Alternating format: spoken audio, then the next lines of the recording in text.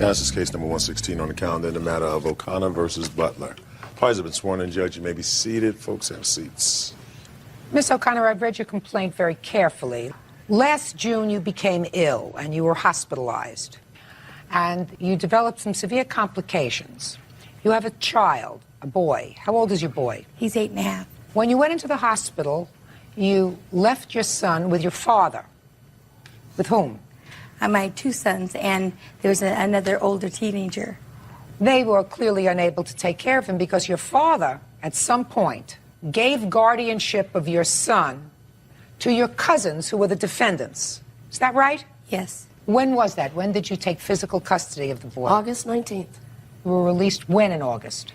The 30th of August.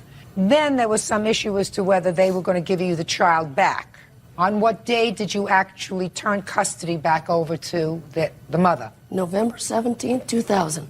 Your claim is as follows, Miss O'Connor.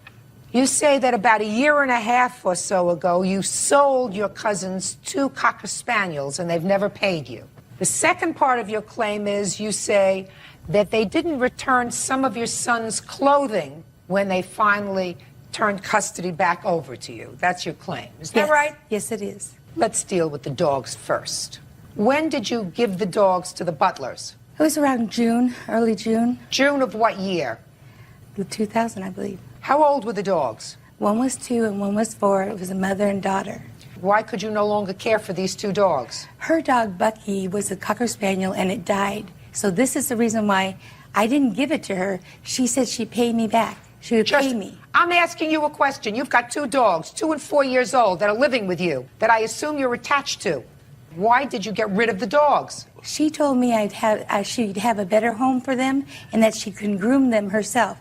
It was very expensive to groom them for me because I had it done. So that's why you weren't able to take care of the dogs. You didn't want to do the grooming anymore. Right. Right. Now, what makes you think, first of all, these dogs are worth $200 a piece, which is what you... $375 for the mother. Yes. And sold her puppies for $250. So? That's what I bought the dog for. Okay. I'll hear you. Go ahead. Let's hear about the dogs first. As far as the dogs, we were there on a Sunday. She was about ready to put the dogs in the paper. And I told her I would take them. Yes, Bucky did pass away. But that's not why I wanted them, is because they needed a home. Well, what was she going to put them in the paper for? To sell them for money. My husband was there and my daughter was there as witnesses. She says, go ahead and take the dogs. They're very neglected. She couldn't take care of them anymore. Nobody buys a 2-year-old and a 4-year-old dog, madam, for $200 apiece. That's where you read for adoption. Can't take care of them anymore. These are adult dogs. Let's leave the dogs for a second. You went into the hospital. You've got 2 sons. You've got somebody else. How come your child ended up with your cousins? My father took it upon himself. He didn't say, can I have them or anything. He took them out of the home. He dumped out 7 full-size drawers of Gable's clothes. There must have been a reason for that, Miss O'Connor. How old are your sons? 20, 18, and 8.5. 20 and 18? Yes. So your father probably was using his brain and figured out that your 8-year-old wasn't being properly taken care of by your 20-year-old son and your 18-year-old son. Don't you think that's possible? He was going to school every day. Miss O'Connor, what do you possibly think motivated your father to come and take him out of the house when the mother isn't there and you got 2 teenage boys in the house in charge of an 8-year-old? What do you think your father was thinking? He wanted to do something to spite you? Yes. Yes? You the 2 sons? I'm one of them. Which one, 18 or 20? 18. Step up. Were you there when your grandfather came and took your little brother? Yes, I was. Tell me about that. Did you have a conversation with him? Yes, he said we wouldn't be able to afford food for him, so he would come and take him and bring him into a better home where they could take care of him a little bit better. And what did you say? I said, okay. Good. Sit down. By the way, were you working? No, What about your 20-year-old brother? Was he working? not at the time. So how were you living? On what was in the kitchen. That's why your father took your son, turned him over to cousins who took care of him. But wouldn't give him back. Well, evidently they felt as if he had been a little neglected, madam. Yes, ma'am. They wouldn't give him back. Ultimately, a court gave him back to you. Is that right? Yes. But not right away. I had to go through 3 courts. But not right away. Right. While you were in the hospital, You say that they took care of him for 3 weeks. Did you thank them? Yes. When did you thank them? Over the phone. Did you say, do I owe you any money? She got his checks. What checks? His Social Security. His father had died. Yes. My husband died. So he got the Social Security Right. money. That's what she was getting. How many Social Security checks did you get? Yes. Ma'am, I've had him since August 19th. I didn't get paid until October, November. All of August and September, I did it from my heart.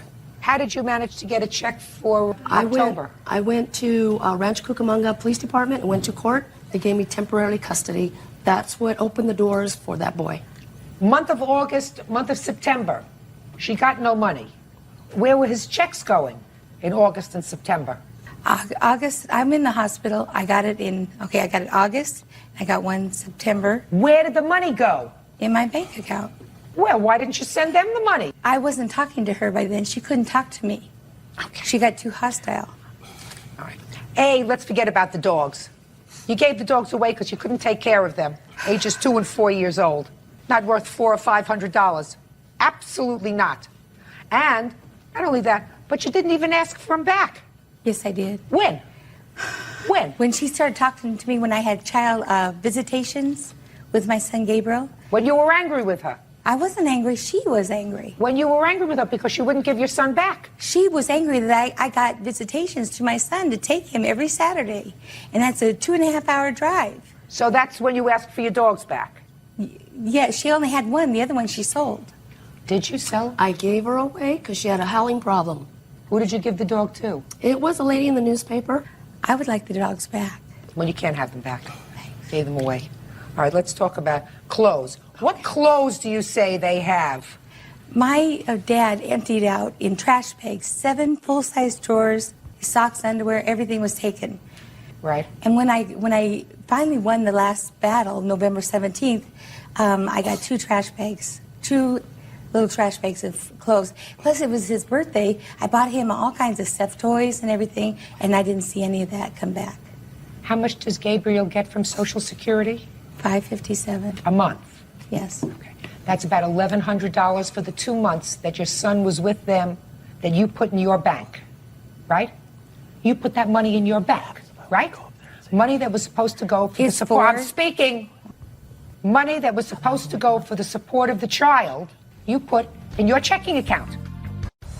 Real cases, real people. Judge Judy. Kathy O'Connor is suing her cousins, Linda and Lonnie Butler, for the cost of 2 Cocker Spaniels and the return of property. You took your son's money and you put it in your bank account. So if you have to buy more clothes for him, go buy more clothes for him. Do you think I'm going to get involved in underwear, 6 pairs of underwear, 3 pairs of shoes, a pair of sneakers? I have no intention of doing that. As far as I'm concerned, when somebody takes charge of your child because you're incapable of doing it, what do you want? The thing is, when my grandpa came over, he said he was going to take care of him. What difference does it make? You're 18. If you were grown up and mature and responsible, and it's the summertime, one of you goes out, gets a job, act responsibly so that your grandfather wouldn't have had to worry about your 8-year-old brother. You weren't going to do it, and she's in the hospital. He was fine. Oh, yeah, he was fine. I don't believe that a grandfather comes over and takes it upon himself to remove a baby, little boy, 8 years old, from a house where he thinks the child is thriving.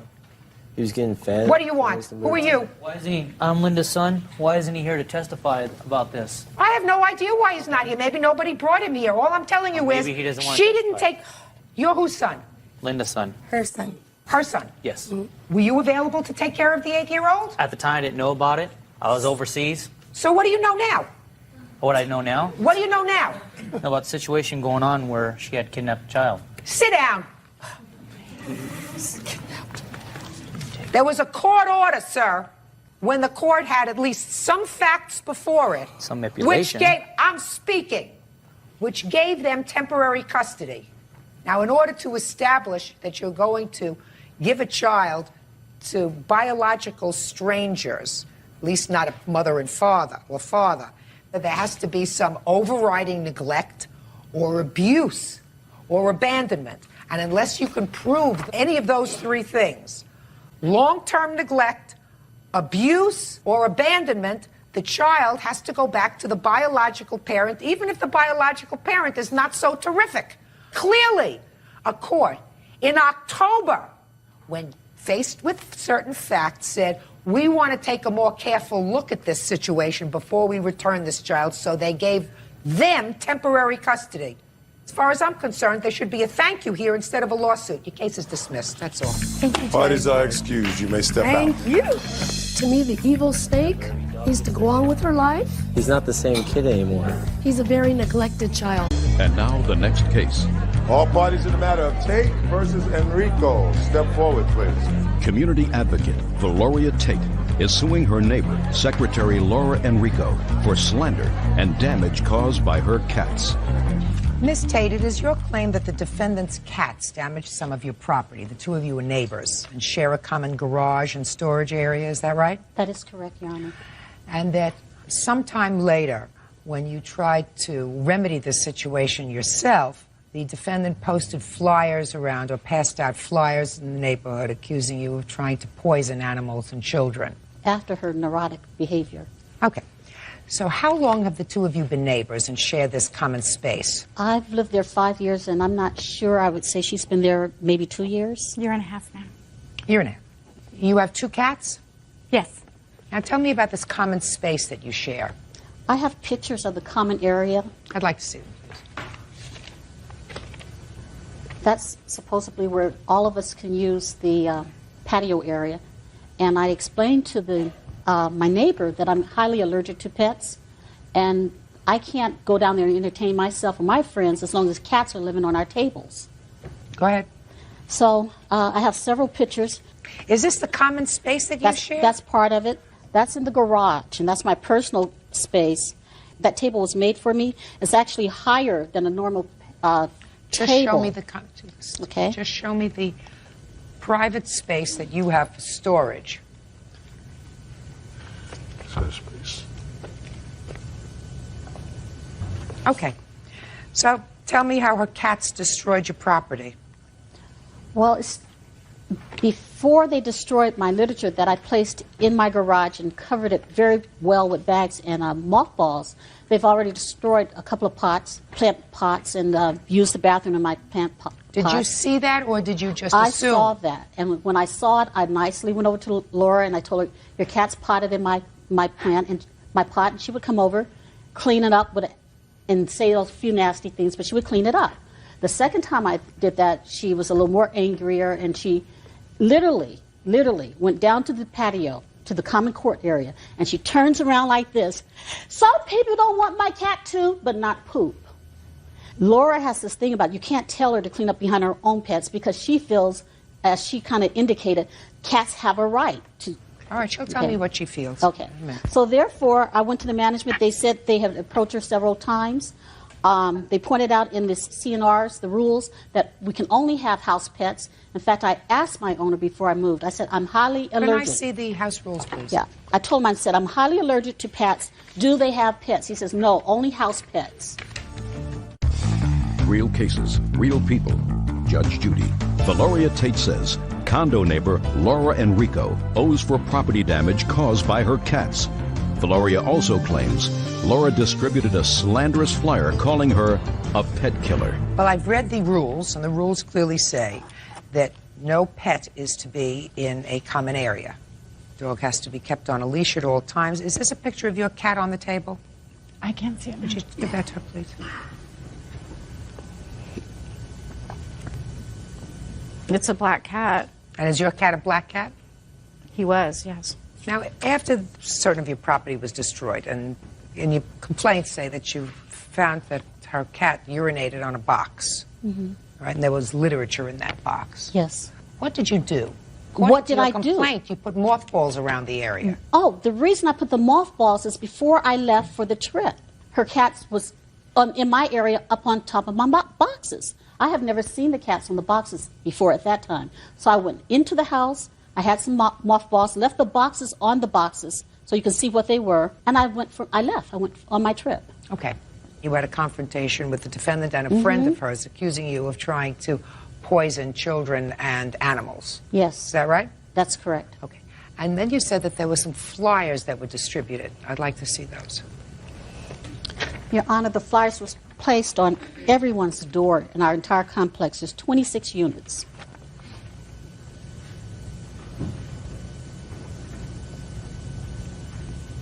Did you place this around? Yes, I did, ma'am. You got some nerve. You got some nerve. I have concern for the animals and the children in the complex. I want to tell you something. You got some nerve. If you have animals that in any way interfere with your neighbor's peaceful enjoyment of their property, you keep your animals in the house. What right do you have to let your animals outside into common areas, on tables, on chairs? What right do you have to do that? None. And you are so arrogant, as to say the last line here is, if you have a problem with allergies, dislikes, phobias, or such about animals in the building, it might be suggested to move to another building. And you go through this whole grandfather clause because two people had cats that were outside. You say now it's grandfather, so your cats can be outside. If you want to have house pets and you want to let them outside, go buy a house in the woods and let your animals out in the woods where they don't bother anybody. But you live in a condominium complex where there are lots of other people. And it is possible that some adults, some children are afraid of cats. Somebody might want to come and put their lunch on the table, and your cat has just been walking around after walking around in feces, now walks around on the table.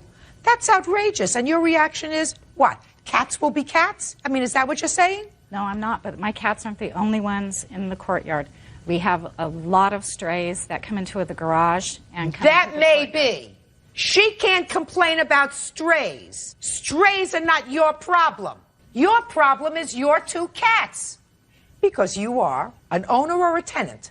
I'm an owner. As an owner, you should want to do everything that you can to preserve the integrity of your space. What are you laughing about? Are you on medication? No, I'm not your. No, I'm not, Your Honor. But the demonstrations of irrationality never occurred. She threatened me. She followed me. Let to me my ask you door. this question. Did you ever check with the management company to find out whether Miss Tate ever had any problems with prior tenants? No. You didn't? No. Did you ever have problems with prior tenants? No. I would say that you probably didn't. You keep your cats in your house because that's what the rules say. Specifically, rules that you gave and you signed for when you bought your condominium specifically said that only these two people, long gone, could have their cats out in the courtyard. You signed it. I assume when you signed it, you read it. Is that right? Yes, I did. So why didn't you abide by the rules you signed and read?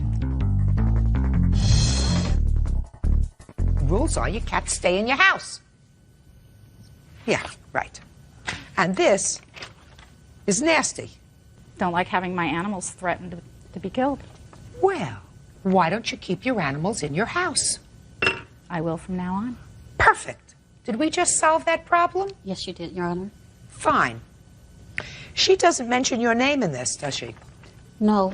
Now, it's very possible that other people knew what she was talking about, but she doesn't mention your name. May I share with you why she didn't have to? Go ahead.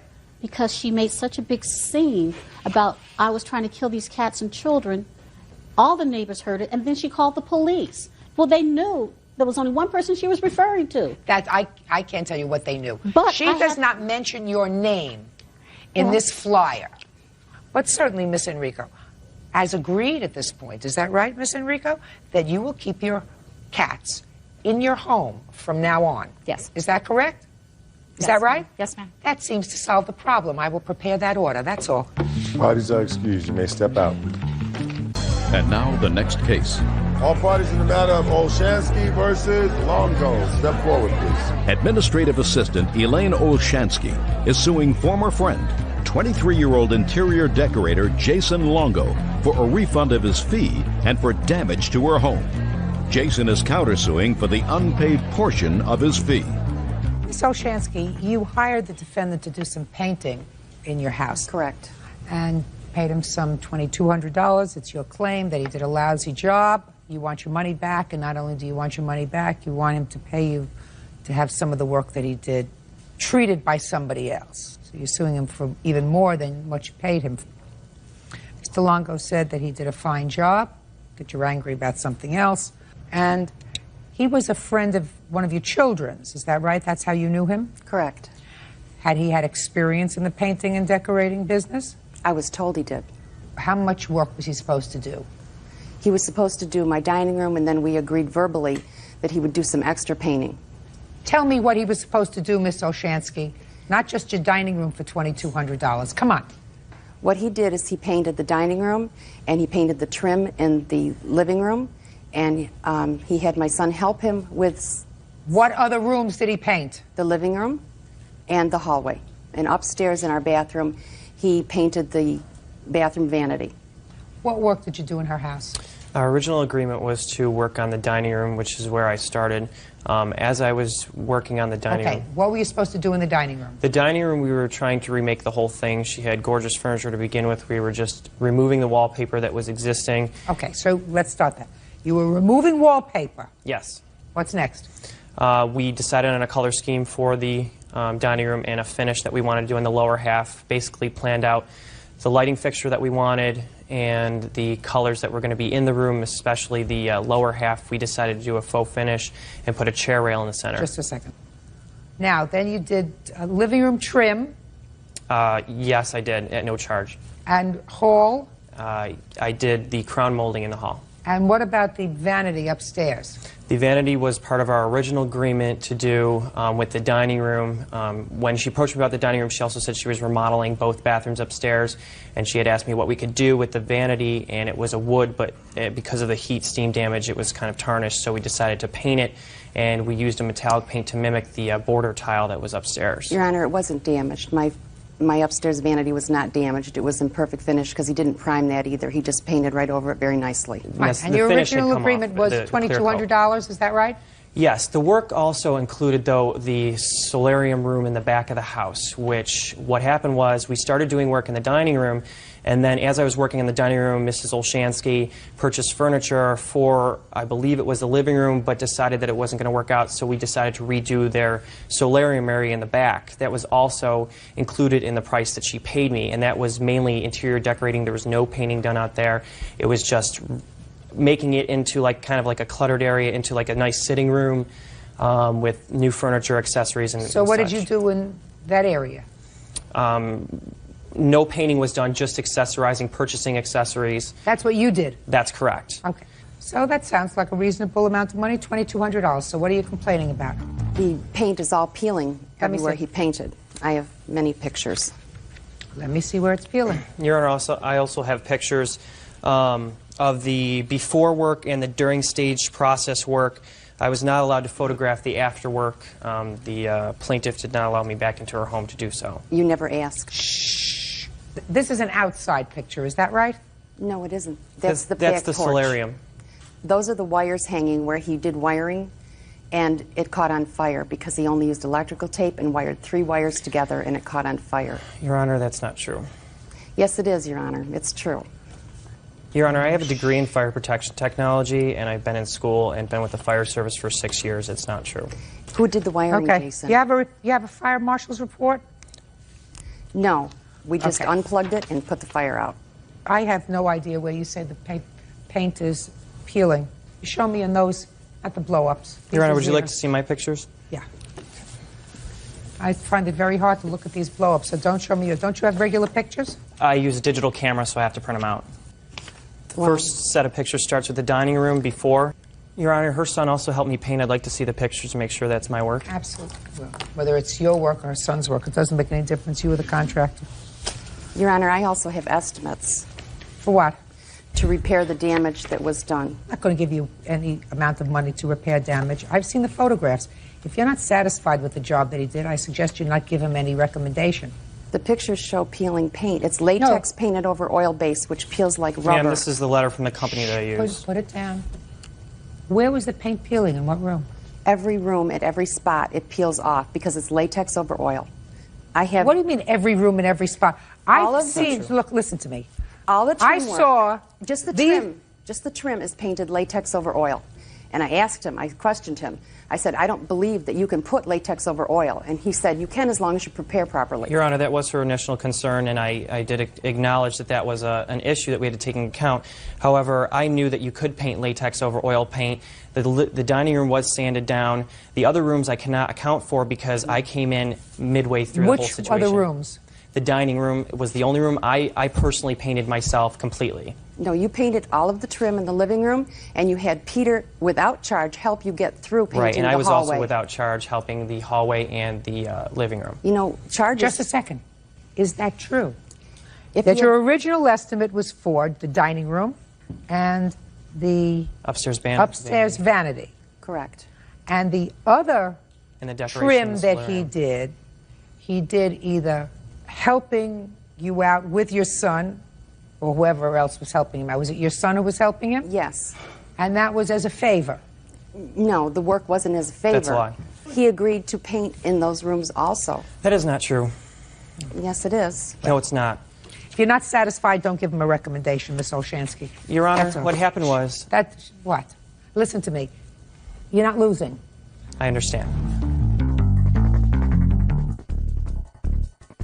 You had some sort of a falling out that involves a social issue, which you seem to suggest here, involving her son, that has absolutely nothing to do with me, that has nothing to do with this case. Ms. Olshansky is complaining about a subjective look at work, which she says is below par. And I'm saying, based on what I see, the rooms, as painted, look just fine to me. It's just the trim, not the wall. Well, then get somebody to fix the trim. And what are you suing him for $3,000 for, which is more than even you paid him? That's what the estimates are. Get your son to do it.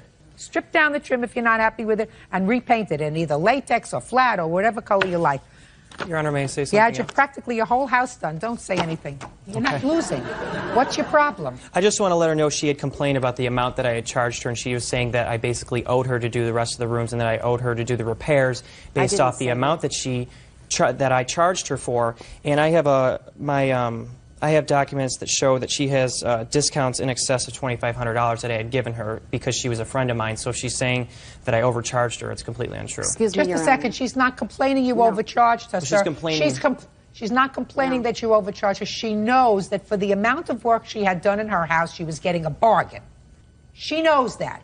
Her problem is the bargain turned out to be not such a bargain because she wasn't happy with some of the trim work that was done. For that, you don't sue. Goodbye.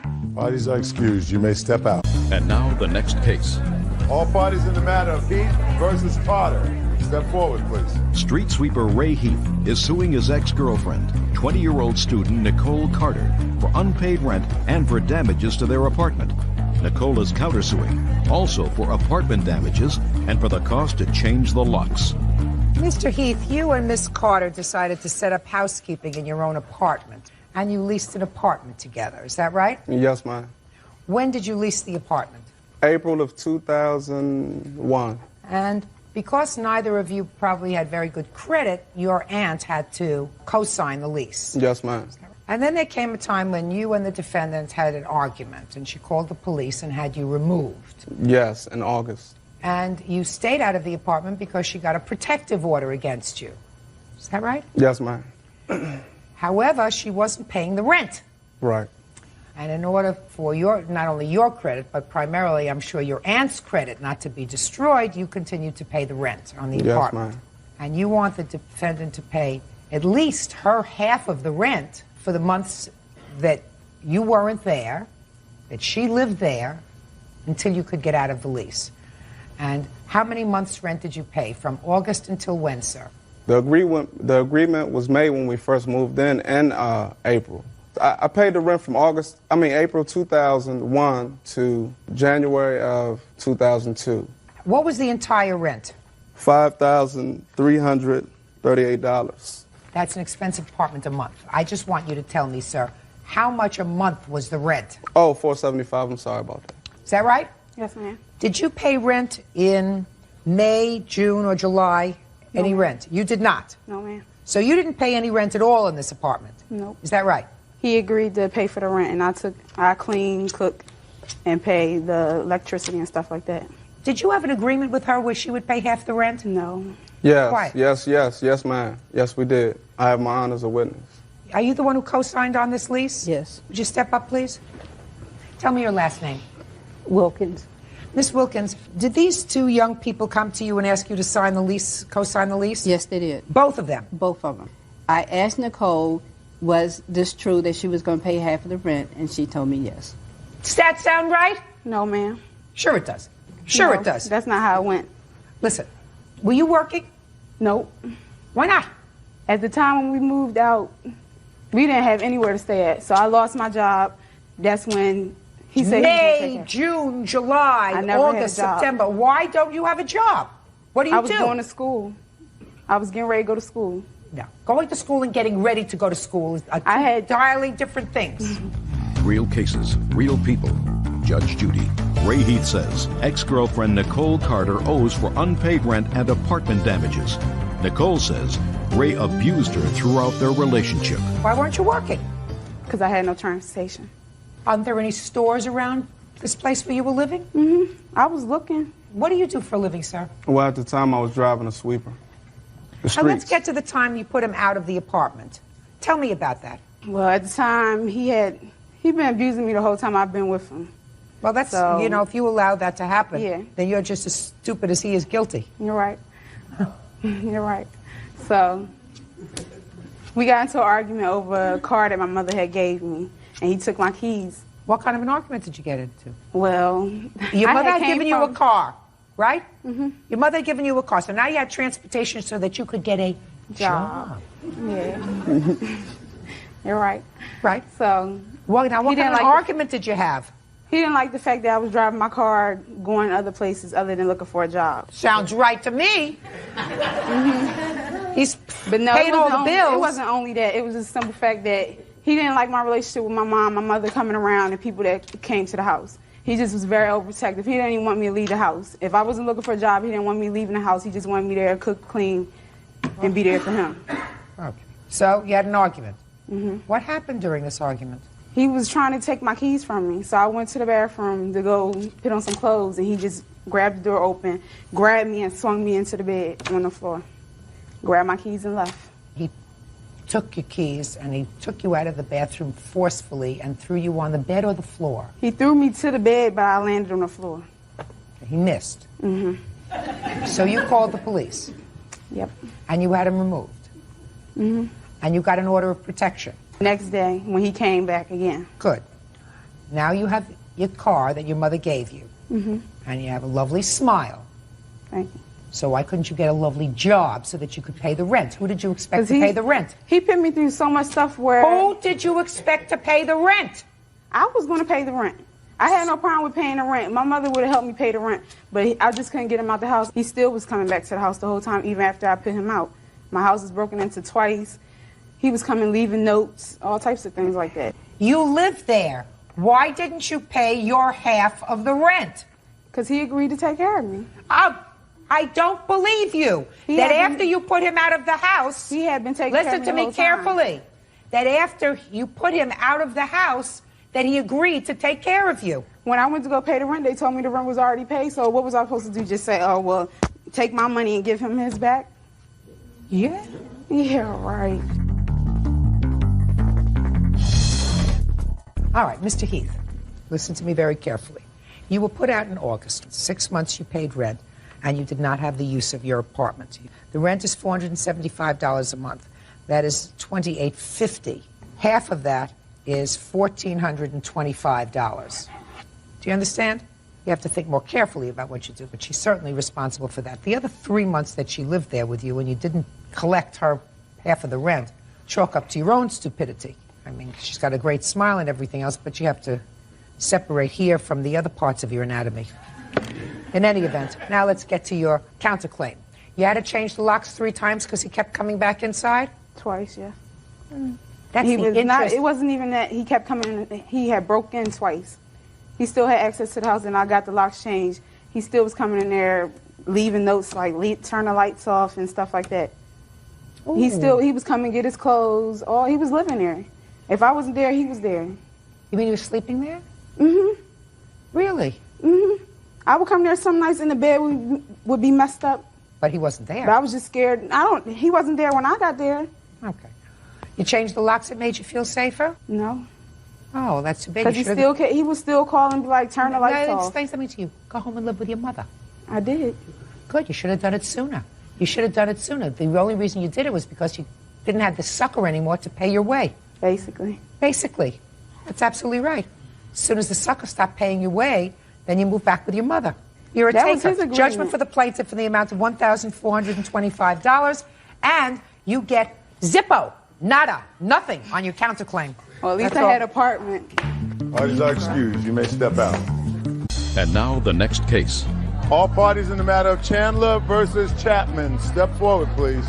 Teacher James Chandler is suing the ex-wife of his girlfriend's son, 21-year-old collections agent Trista Chapman, for wrecking his car. James says Trista took the car off-road and broke the axle. Mr. Chandler, the defendant was driving your car and wrecked it, That's correct, ma'am. and you want her to pay for it. Absolutely. You didn't give her permission to drive your car. That's correct. How do you know her? She is my girlfriend's son's ex-wife Girlfriend's son's ex-wife. at the time they were estranged. Now, I'm going to make a guess that the son's name is Brian, Correct. because she says she had Brian's permission to drive the car. So you tell me how that came about and why you don't think you're responsible for the damage to the car. I had asked Brian to use the car to go to a doctor's appointment. Were you separated from Brian at the time? Yes. So you called Brian. And who was Brian living with? His mother. And the plaintiff? Yes. I had asked him to use a car to go to a doctor's appointment. He had told me, let me call you back. Let me call my mother and ask her if it's okay. He called her, called me back. No, you don't know what he said to his mother. No, I don't know what was said. said. But he called you back and said what? Yes, it is okay for you to use the vehicle. Fine. He came, he picked me up. I dropped him back off at home. And from there, I went to my doctor's appointment. Where was your doctor's appointment? In Apple Valley. Did you go alone? Yes. So you drove alone in the car? Yes. Both going there and coming home? And when I went back, I picked up my friend to give me a ride from Brian's house to back home to where I live. So after you finished with the doctor's appointment, you picked up a friend, and the friend was supposed to do what? She was following me over to Brian's house to pick me up from there and take me to my home. Because So you're driving a car, and your friend is driving in another car? Yes. So you're always alone in the car? No, I had a friend with me in the car. What friend did you have with you in the car? And where did you get her from? She was the friend that was coming with me. When I went to pick up the car. Pick up what car? When I went to pick up the car from Jim's house, she was... No, just a minute. First, this is Jim. Yes. I thought Brian came and picked you up. He picked me up from my home to get the car. But this was after the doctor's appointment when I went to go to my friend's house for her boyfriend because she doesn't have a driver's license for her boyfriend. Now we're getting someplace else. Just a second. Ms. Chapman, we're going to get the story straight. I want you to understand that. You had Brian's permission to take the car and go to a doctor's appointment and then come home. No, I had told him that I had to pick up a friend to get my own ride back home. And he said that was fine. So you picked up a friend after your doctor's appointment, and your friend was driving in your car with you. Yes. And where did you go with your friend? We went back to Brian's house. Fine. So now you drop off the car. Where was the accident? On the way leaving my friend's house when I had picked her up. And they were following me. I went through the desert and I hit a rock. Went through a desert? It was a shortcut through. You took a shortcut? On a dirt road? Yes. And you hit a rock? Yes. And that's when the whole axle broke on the car? Yes. So explain to me, Ms. Chapman, why you are not responsible for the damage. Because he's saying that I did not have permission to use a car. I did have permission to use a car. When the accident happened, I called Brian and I told Brian what happened. He said, do not worry about it. I will pay for it. Well, Brian's not here. Brian's not here. You're driving the car and you had permission to drive the car. Is that right? Yes. Why aren't you responsible? Because he had told me that he was going to pay for it, and I said that was fine. So sue him. Yeah, he should sue him. He shouldn't be suing me. You sue him because you have to pay for the damage. And if you have somebody that said to you, don't worry about it, I'll pay for the damage, then you'll be standing on that side and Brian will be standing on this side. Do you understand that? Yes. Let me see the bills to fix the car. I also have photos of the damage. Can I see it, please? Yes, ma'am.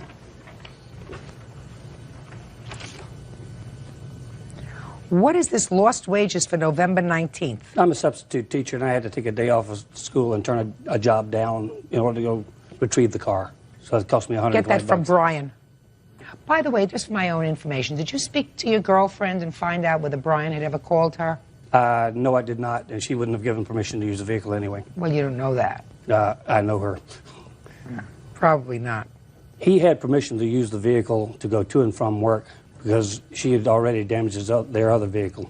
In fact, 2 other vehicles. Would you describe the interior of the car, sir, when you went to retrieve it? Because I see you have cleaning and deodorizing here. Yes, ma'am. There was a broken cigarillo butt in there, and French fries all over the floor, and dust from the desert. The exterior of the car was also covered in dust. Talking about the interior of the car. It was. Did you stop for lunch? Yes, I did. Well, what'd you leave the car a mess for inside? I was going to clean it before I took it back to him, but obviously I couldn't clean it if there was damages to the car, and a tow truck came and picked it up. Well, why couldn't you clean it out before the tow truck took it? Because I walked up to my friend's house to call the tow truck for I could do it, but somebody had called and said that a car was banded in the desert, and the police came and the tow truck came and towed it before I could get back to the car. It's not a difficult case, Mr. Chandler. You have a judgment in the amount of $624.74. That's everything that you're suing for, with the exception of your day's wages. Thank you. That's all. Parties are excused. You may step out. And now the next case. All parties in the matter of Ritchie versus Morales. Step forward, please. Salesperson Tammy Ritchie is suing her sister, nurse's assistant Christine Morales, for the unpaid balance on a car loan. Christine says Tammy repoed the vehicle, so she's not paying. Miss Ritchie, the defendant is your sister. Yes.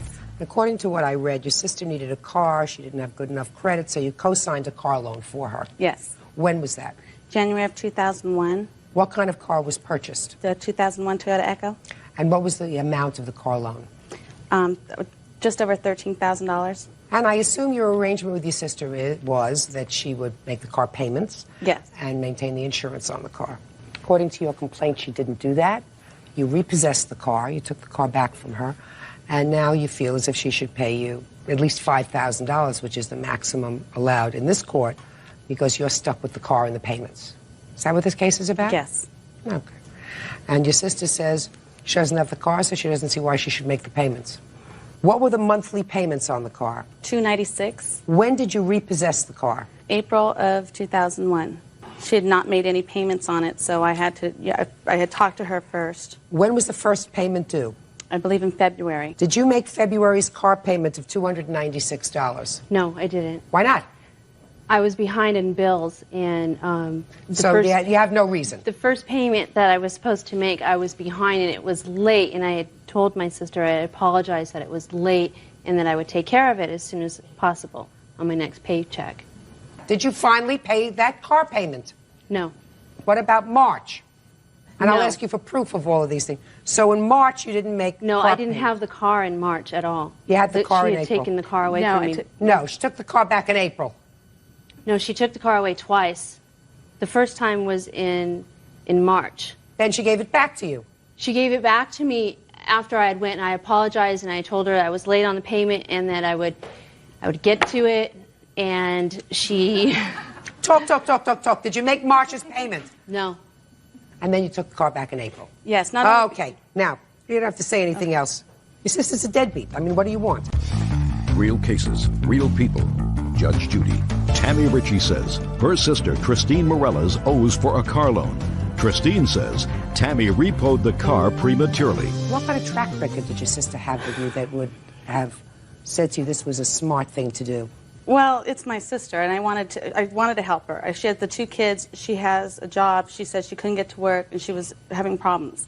So she needed a brand new car? I wanted to get her a reliable car, something that she'd have the kids in, something that she can go to work in. How is she getting to work now?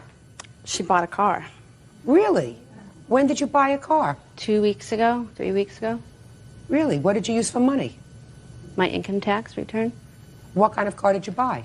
It's an 89 Honda Prelude. That's what you should have bought before, not a brand new car. what the agreement was, that she was going to take care of this car and buy a car. Let me see the papers on it, please.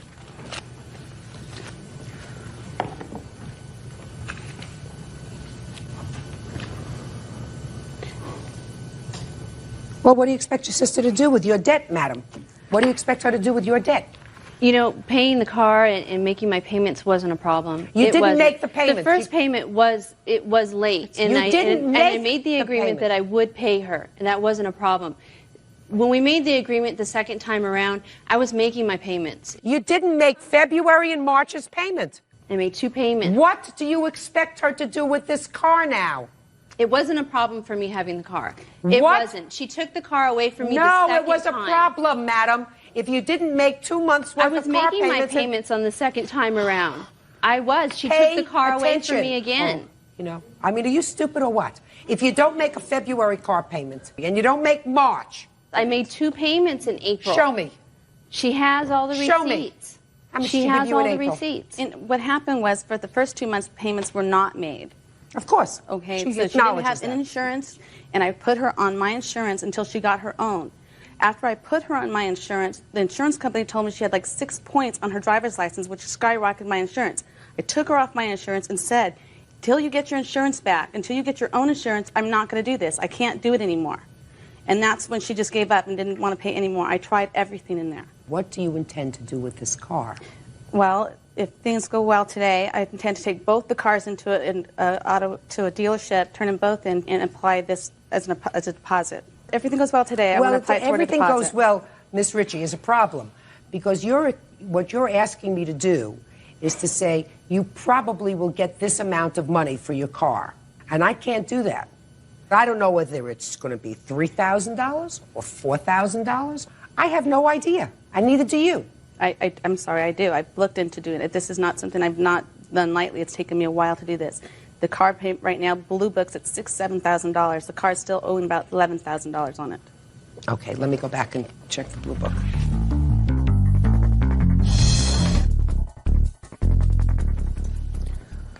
The old trusty Blue Book, $7,700 in fair condition. Good condition is $8,825. So let's say it's $8,000. Did your sister give you any money whatsoever towards the car? $300 total. Okay. Your Honor, on the Blue Book value, that's maybe Blue Book, but you can't trade it in for that value. Listen, I can do the following. I can make an award for you today of $440. If she gave you $300, she owed you $740. And then what you can do is you can go and sell the car, and then you can refile your lawsuit. What is your pleasure? I can't speculate. I will sell the car. Fine. Then today, without any prejudice, I'm awarding you $440. You can refile your lawsuit at such time as you sell the car. Okay. Perfect. Parties are excused. You may step out. 18-year-old student Jennifer Adams is suing her former classmate, 17-year-old student Christy Canham, for breaking her ankle during a fight. Miss Adams, according to your complaint, the defendant assaulted you, you were injured, you want to be compensated. That's what the case is about. Mhm. How do you know her? We went to grammar school and the high school together. Where did this assault take place? At Annie's house. At this young lady's house? Yeah. When? October 2nd, 2001. What was the dispute about? The dispute was over a CD, but there's more to it. In August of this year, we had a get-together also at Annie's house, where everybody had gone in the house except for Christy and my fiance. And after everyone was inside, she said something to the extent of, fiance or not, I've had guys cheat on their girlfriends with me before. Mm-hmm. So he came in the house and he told me about it and didn't do anything about it at that time. We all went to bed and we hadn't seen each other really during this time from August to October when the incident happened. My CDs had been left at the restaurant where she works and somebody had gone through them. You went to the restaurant where she works? No. Who left the CDs at the restaurant where she works? Her little brother had my CDs, left them at the restaurant. Somebody went through them and took out a whole bunch of CDs, but she took one and took it to Hawaii with her. So she had one of your CDs? Yes. Okay. So I went out to Annie's on October 2nd. What did you go to Annie's for? Because we're friends. Was she expecting you? It was just we go out there all the time. Nobody expects anyone. The defendant was there? Yes. Did you know the defendant was going to be No. there? So when you walked into the house, who was present? Annie, Jimmy, and Stephanie. Who's Stephanie? And she's another friend of ours. And the defendant? Yes. What happened when you got there? When I got there, I walked in the door. Christy was standing on the opposite side of the room. I asked her where my CD was. She just kind of stood there looking at me. And I said, "You heard me. Where is my CD?" She said, "At my house." And I said, "Well, you better get it." And she asked why I was yelling at her. I said because I didn't like her anyways, and her stealing my CD was the last straw. She asked me why I didn't like her. There was more arguing during this time, but when I said that I didn't like her, I said it was because she was a scandalous. And I went to walk into the kitchen, and I turned my back. She was sitting in a chair. She was sitting? Yes, she was sitting. By this time, she was sitting. Was she sitting at the time that you came in and started calling her names? No. She was standing? Yes. But then she sat down? Yes. Okay, so you're walking into another room, she's sitting? Yes. What happened next? So I went to walk into the kitchen. I saw her out of the corner of my eye come at me. So I turned around. She went to hit me. I blocked her hit, put her in a headlock. So I had her in a headlock, and she was hitting me, and I was hitting her. She couldn't get away from me, so she turned me sideways, pushed me to the ground, snapping my ankle in 2 places. And Annie came over and pulled her off of me. When she did, Christy kicked me while I was on the ground. And then Annie helped me up. I walked into their computer room because that's where Stephanie was. It was about 10 feet. And Annie came in to see if I was all right, and I said, "No, you need to take me to the emergency room. I can't walk." Jimmy came and picked me up and carried me to the car.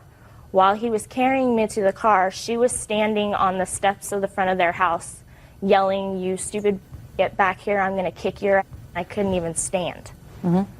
So Jimmy puts me in the car, and we're going to the emergency room. I told Annie, I said, "She hit me first." Annie goes, "I know, but she's only 17. She didn't hit you first. It's not what you just told me. It's not what you just told me at all. You said she went to hit you, and you grabbed her and put her in a headlock. She went to hit me, and I blocked her hit. She was still coming at me, and that's why I put her in a headlock. That's not what you said to me. You said, according to you, she went to hit you, you blocked her, and put her in a headlock. That's what you just told me. And I put her in a headlock because she was still coming at me. And we were And what did hitting you each do other. when you put her in a headlock? She was hitting me, and I was hitting her. So you had a fight? Yes. And you got the worst of it? Not. She pushed me to the ground and busted my ankle. She pushed you to the ground during the course of a fight that you started. She came at me. She pushed you to the ground during the course of a fight that you started. I was walking away from the situation, and she came at me from After you had behind. started it. So if you were going to testify, is that what you would testify to? Exactly what she said? Huh? Yes. Perfect. Somebody's going to always get the worst of a fight. Isn't that right, Bird? It's usually how it happens, Judge. Usually how it happens. This time you got the worst of the fight. You walked into your friend's house and created a scene, and you didn't get any response from her the first time. You said to her, "Give me the blank CD. Give me the blank CD." Then, clearly, according to you, I'm not even going to her. According to you, she was standing, but then she sat down. And then you continued to call her names. We were yelling at each other. She didn't start yelling at you. You walked in and immediately, according to you, started to call her foul names. Right? Yeah. So you got a broken ankle? Huh? Well, You got a broken ankle during the course of the fight? Yes. That's what happens. Suck it up. That's all. Parties are excused. You may step out. Now, this is case number 282 on the calendar in the matter of Dawkins versus Morris. Parties have been sworn in, Judge. You may be seated. Young lady, have a seat, please. All right, this is a little complicated. Let me see if I can simplify it. Miss Dawkins, according to your complaint, about a year ago, your boyfriend was arrested and was incarcerated. The defendant was a friend and also was a paralegal by trade. You claim that you paid the defendant $2,500, that she said that she had an attorney who would be very good for your boyfriend, and that the $2,500 was a retainer. And then later, when he was given a public defender, she said that she would work with the public defender to file motions and do other things in her capacity as a paralegal. Is that correct? Yes. Subsequently, you found out from the attorney, the public defender, who had been assigned to represent your boyfriend, that he told her to stay out of it and not do anything. So you want your $2,500 back. Right. Is that this case? That's it. Ms. Morris says that the $2,500 was in fact paid to her, but it was for the return of a loan. Now, first tell me, just for my own information, what was your boyfriend arrested for? It's for a murder. He's still in prison right now. And he still has a public defender. Right. Did the attorney who Ms. Morris said that she had that would be very good for your boyfriend, did he ever appear in court? No. When did you give her this $2,500? In November 2000. Did you give it to her in check or cash? I sent her a money order with cash. You have a copy of that money order? Yes. I'd like to see it, please. Well, Western Union. Receipt. I'd like to see it. I'd like you to tell me, Ms. Dawkins, about the discussion that you had with her when you sent her this check. Like you said, my boyfriend had went to prison, and because of that, we called on Paulette for legal advice, and she told us that she would see what she could do. And she told me that he would need a lawyer, and she had a friend that she was going to talk to. So she did that. I talked to Paulette a couple days later, and she told me that if I got $10,000, that we would be able to retain this lawyer. All I had at that time was $2,500, and his mother tried to come up with the rest of the money, but we couldn't. So he was given a conflict panel attorney, and we left it alone because we knew we weren't going to come up with the rest of the money. Then she told me that she had spoke with his attorney and that they agreed to work on that. The attorney who was assigned to assigned to him, yes. She told me that she had spoke with him and that they agreed to work on the case together, but since he got paid through the state, that I would have to give her the money that I had already had, the $2,500, for her to file the motions and to do some research on her own on my boyfriend's behalf. Is that when you sent the money? Yes. Go ahead. I sent the money from out of state because I was out there with some family. When I came back from out of state, I had got a hold of his attorney, and he told me that he told Paulette not to get involved with the case because she couldn't do anything but hurt it. I got suspicious about it because I had talked to my boyfriend. He told me Paulette had not attended any court dates since I had sent her the money. Okay. Ms. Morris, I will hear you. First of all, Your Honor, I've never seen or met Jessica before in my life. This is my first time ever laying eyes on her. As far You were as a friend of her boyfriend's? Yeah, he calls me Mom. I'm kind of like a mentor to him. And Not such a good mentor if he's in jail for murder. No, that... Okay, go ahead. Go ahead. Prior to him being arrested, I've been helping him try to find a job. He really was pushing the pedal and finding a job. He eventually found a job. The date that he started his job, he got arrested, being in the wrong place at the wrong time. Prior to that, I had loaned the ex-boyfriend a total of $1,200 to help him with her to move into an apartment complex to get on his feet. And he told me that he would pay me back $100 a month. Mom, I will pay you $100 a month until I pay you back. And that's fine. It's no problem. I'm a gambler, Your Honor. So when you loaned him $1,200. I loaned him $1,200. Right. And what he asked me to do was to find him an attorney, which I did. I had a friend who practices in criminal law.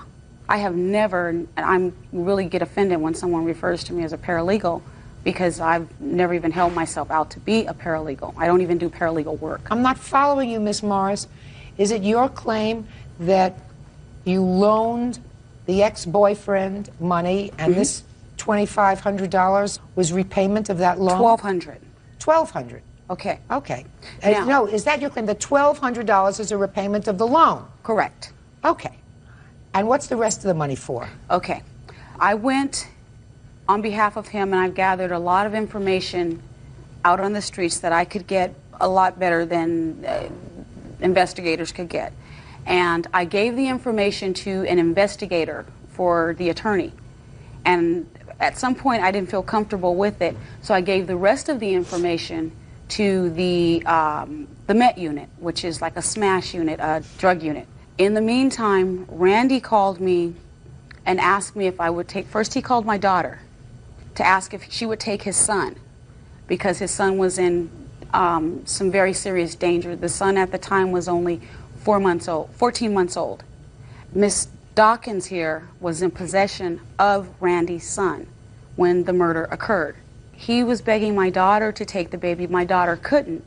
So he says, I'll ask Mom. And I told him I would do it for $2,500 until he gets out, because raising a baby is not cheap. They couldn't come up with the full $2,500, so I said, okay, the 12 and the 13, $2,500, I will go ahead and do it. When you get out, him, the ex-boyfriend, and her were supposed to take the baby. Well, it ends up that he's still there. He's not in prison, Your Honor. Where is he? He's in a county jail.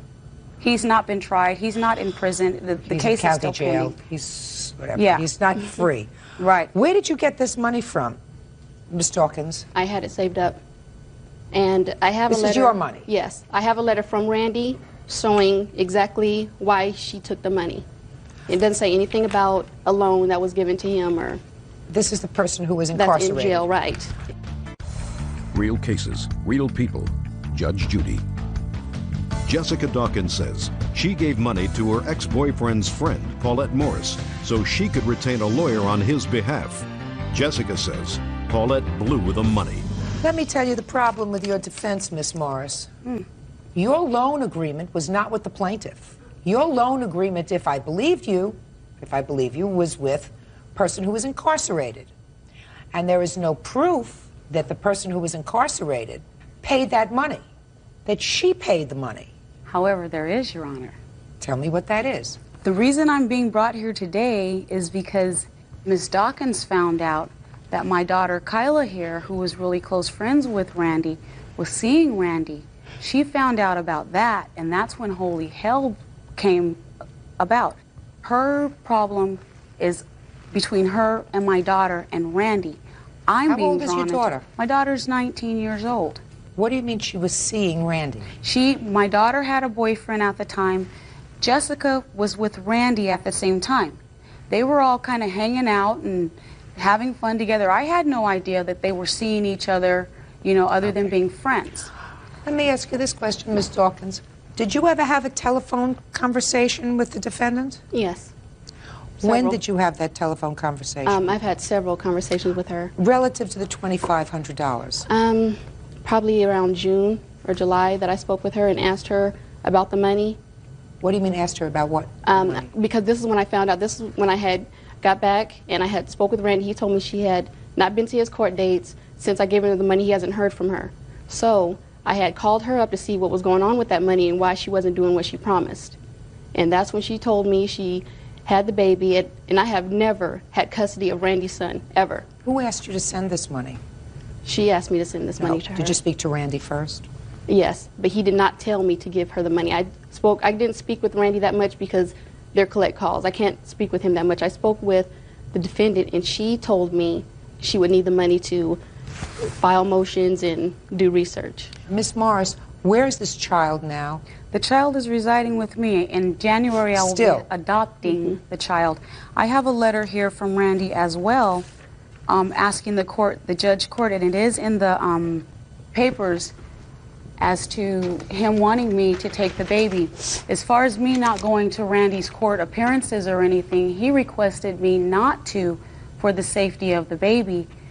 Well, this letter does not give you the ability to adopt the child. No, I have give his consent. I have the Did you file a petition to adopt the child? I have the petition for guardianship. Guardianship is not adoption. No, the laws have changed. Within 1 year in January, the adoption procedures will be Will start, exactly. His parental rights have to be terminated. Terminated Where's within the mother? 1 year. The mother is in a youth halfway home. She just got out of juvenile hall. Are you paid any money by the state? Now Ms. I am. Morris? Yes, I am. Let me finish. There is a procedure that is used in this country. It's called kinship foster care, or foster care with someone that you know. So the state gives you money every month for taking care of the baby.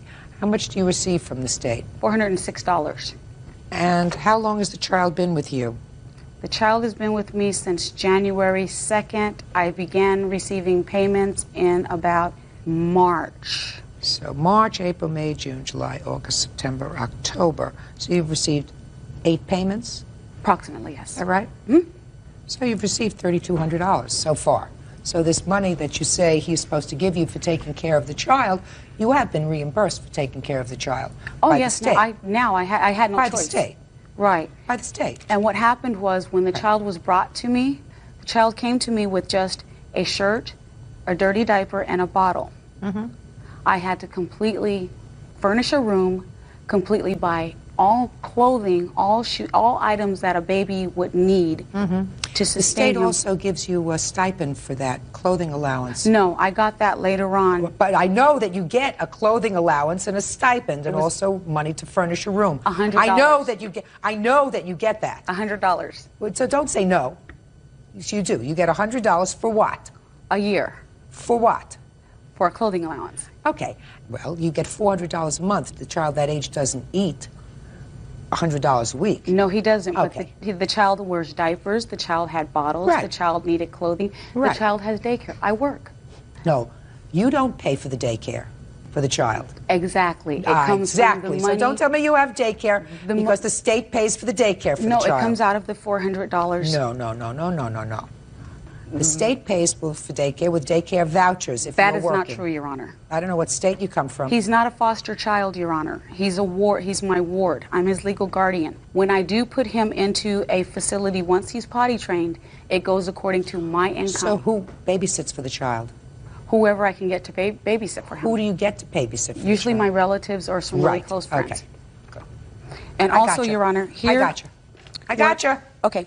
On the other point, the papers that I'm showing here where I did give Randy the money for him and the apartment for him and Jessica, which they both were dwelling in, is here. My daughter been Were there. you living in an apartment that she helped fund? No, I didn't know anything about that.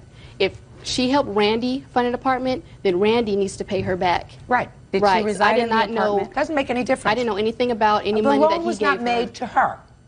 The loan was made to him. If you had a misjudgment, Miss Morris, with regard to person to whom you made a loan, you can't visit that on her. And there is no proof that the money that she sent you, the $2,500, came from Randy. I know it didn't come from Randy. Well, if it didn't come from Randy, it has to go back to her. And if he ever gets out of jail because you say he was in the wrong place at the wrong time, then I assume that he will be acquitted of these horrendous charges. And at that time, I assume he'll pay you the money back that he owes you. But that's not her responsibility. Judgment for the plaintiff in the amount of $2,500. That's all. Parties are excused. You may step out.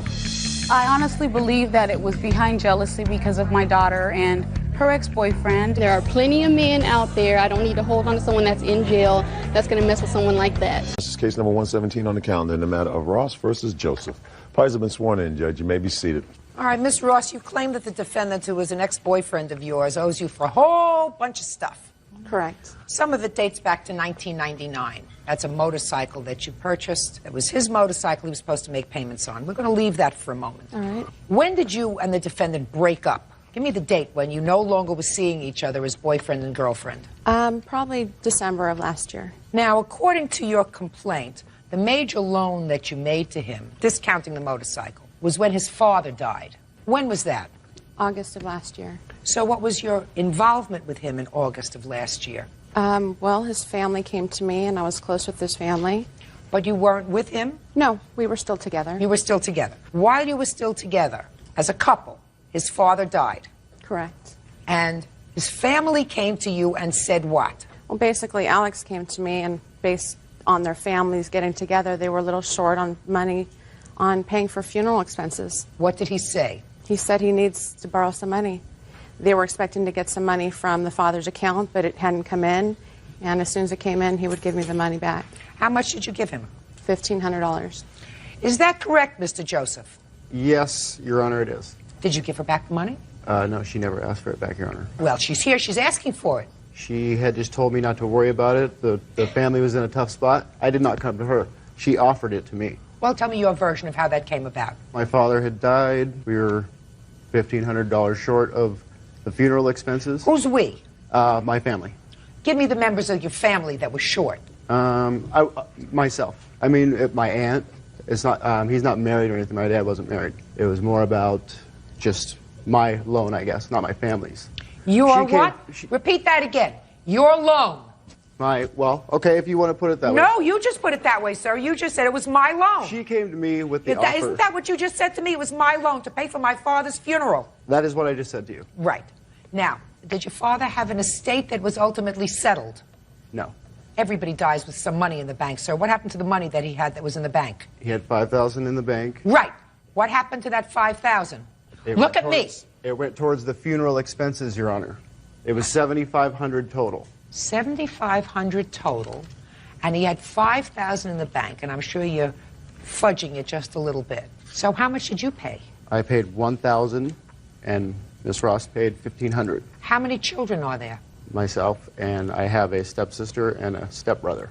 What about them? Didn't they like him? I was surprised they were at the funeral. But they were there. Yeah. Well, as between his biological children and the plaintiff, who do you think ought to pay to bury him? Oh, I definitely think that the biological children should. Right! Now, in 1999, according to you, he wanted a motorcycle. You lent him money. How much was the motorcycle? The total ended up being around $12,000. How much did he pay you back? He's probably made about $2,000, $3,000, somewhere in between there. I have a running tab. In addition to the motorcycle, there was other things that he said, oh, just tack it on to my payment. Just tack it on, just tack it on. That's your problem. If you're going to be stupid and just keep tacking it on, a lot of it's your problem. Like the jacket that you bought for him for $400 so he could ride the motorcycle in 1999. Forget it. 3 years later, you don't come into court and waste my time with, I bought him a leather jacket so he would look handsome at driving his motorcycle. And he only paid you since 1999 about $2,000 or $3,000, according to you. Correct. And then there came a time when you took the motorcycle back. Just about a month ago. Tell me about that. Well, he stopped paying since December of last year. Why? I never said I stopped paying. Did you make a payment last month? Before she took the motorcycle, yes. You did? Yes. How much? $300. So is what you're telling me that you've made all the payments on the motorcycle? Yes. Really? How much a month? $300 a month? Actually, it was $208 originally, and we added $100 for the other monies that were owed to her. What other monies? From the jacket. I added $100 for 4 months for the price of the jacket, which she's claiming I still owe her for. So is what you're telling me, sir, that irrespective of the fact that you made all your payments, she took the motorcycle back? She has actually taken the motorcycle twice, and my side of the story basically is, we were together. I decided I did not want to continue the relationship.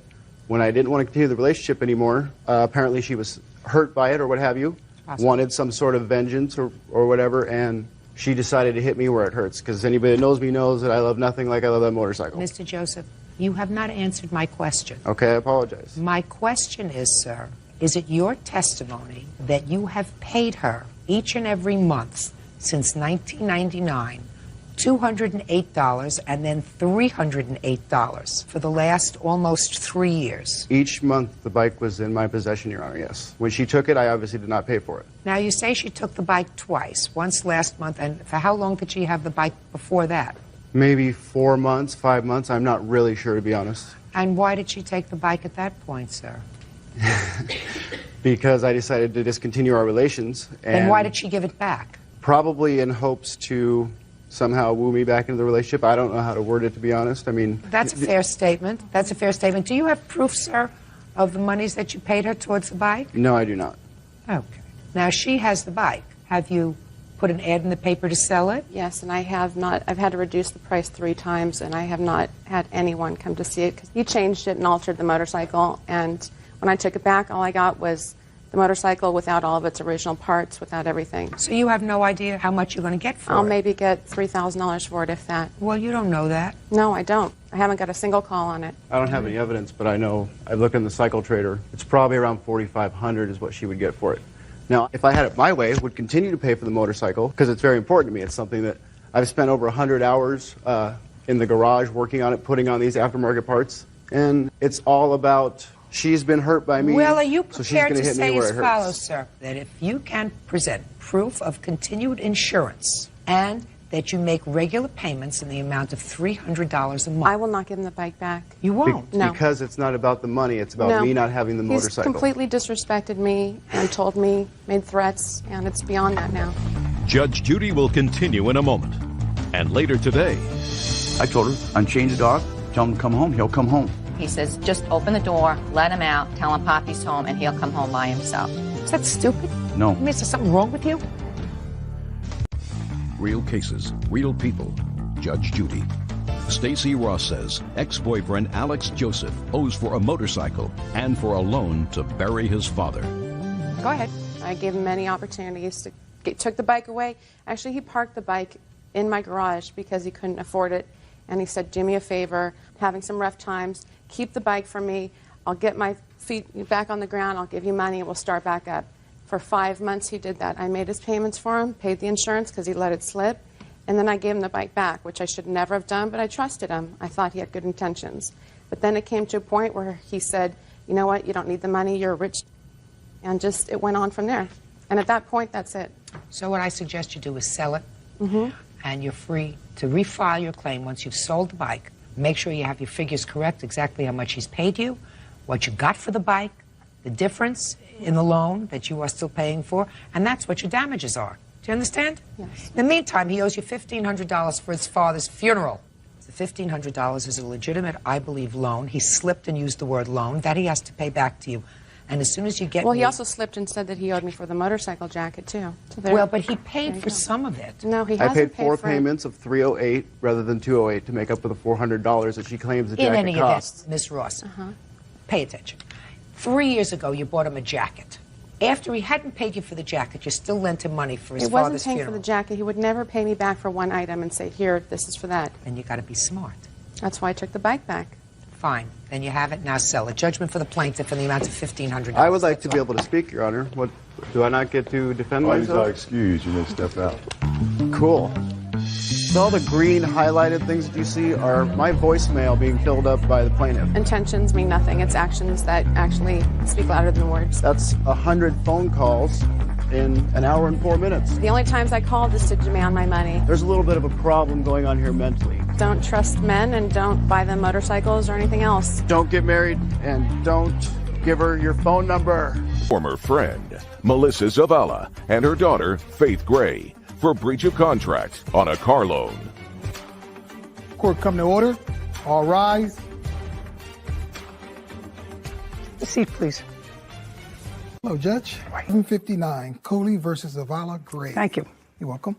You're Miss Zavala, Yes, Your Honor. and this is your daughter. Yes, she is. I'm going to study. You know the plaintiff.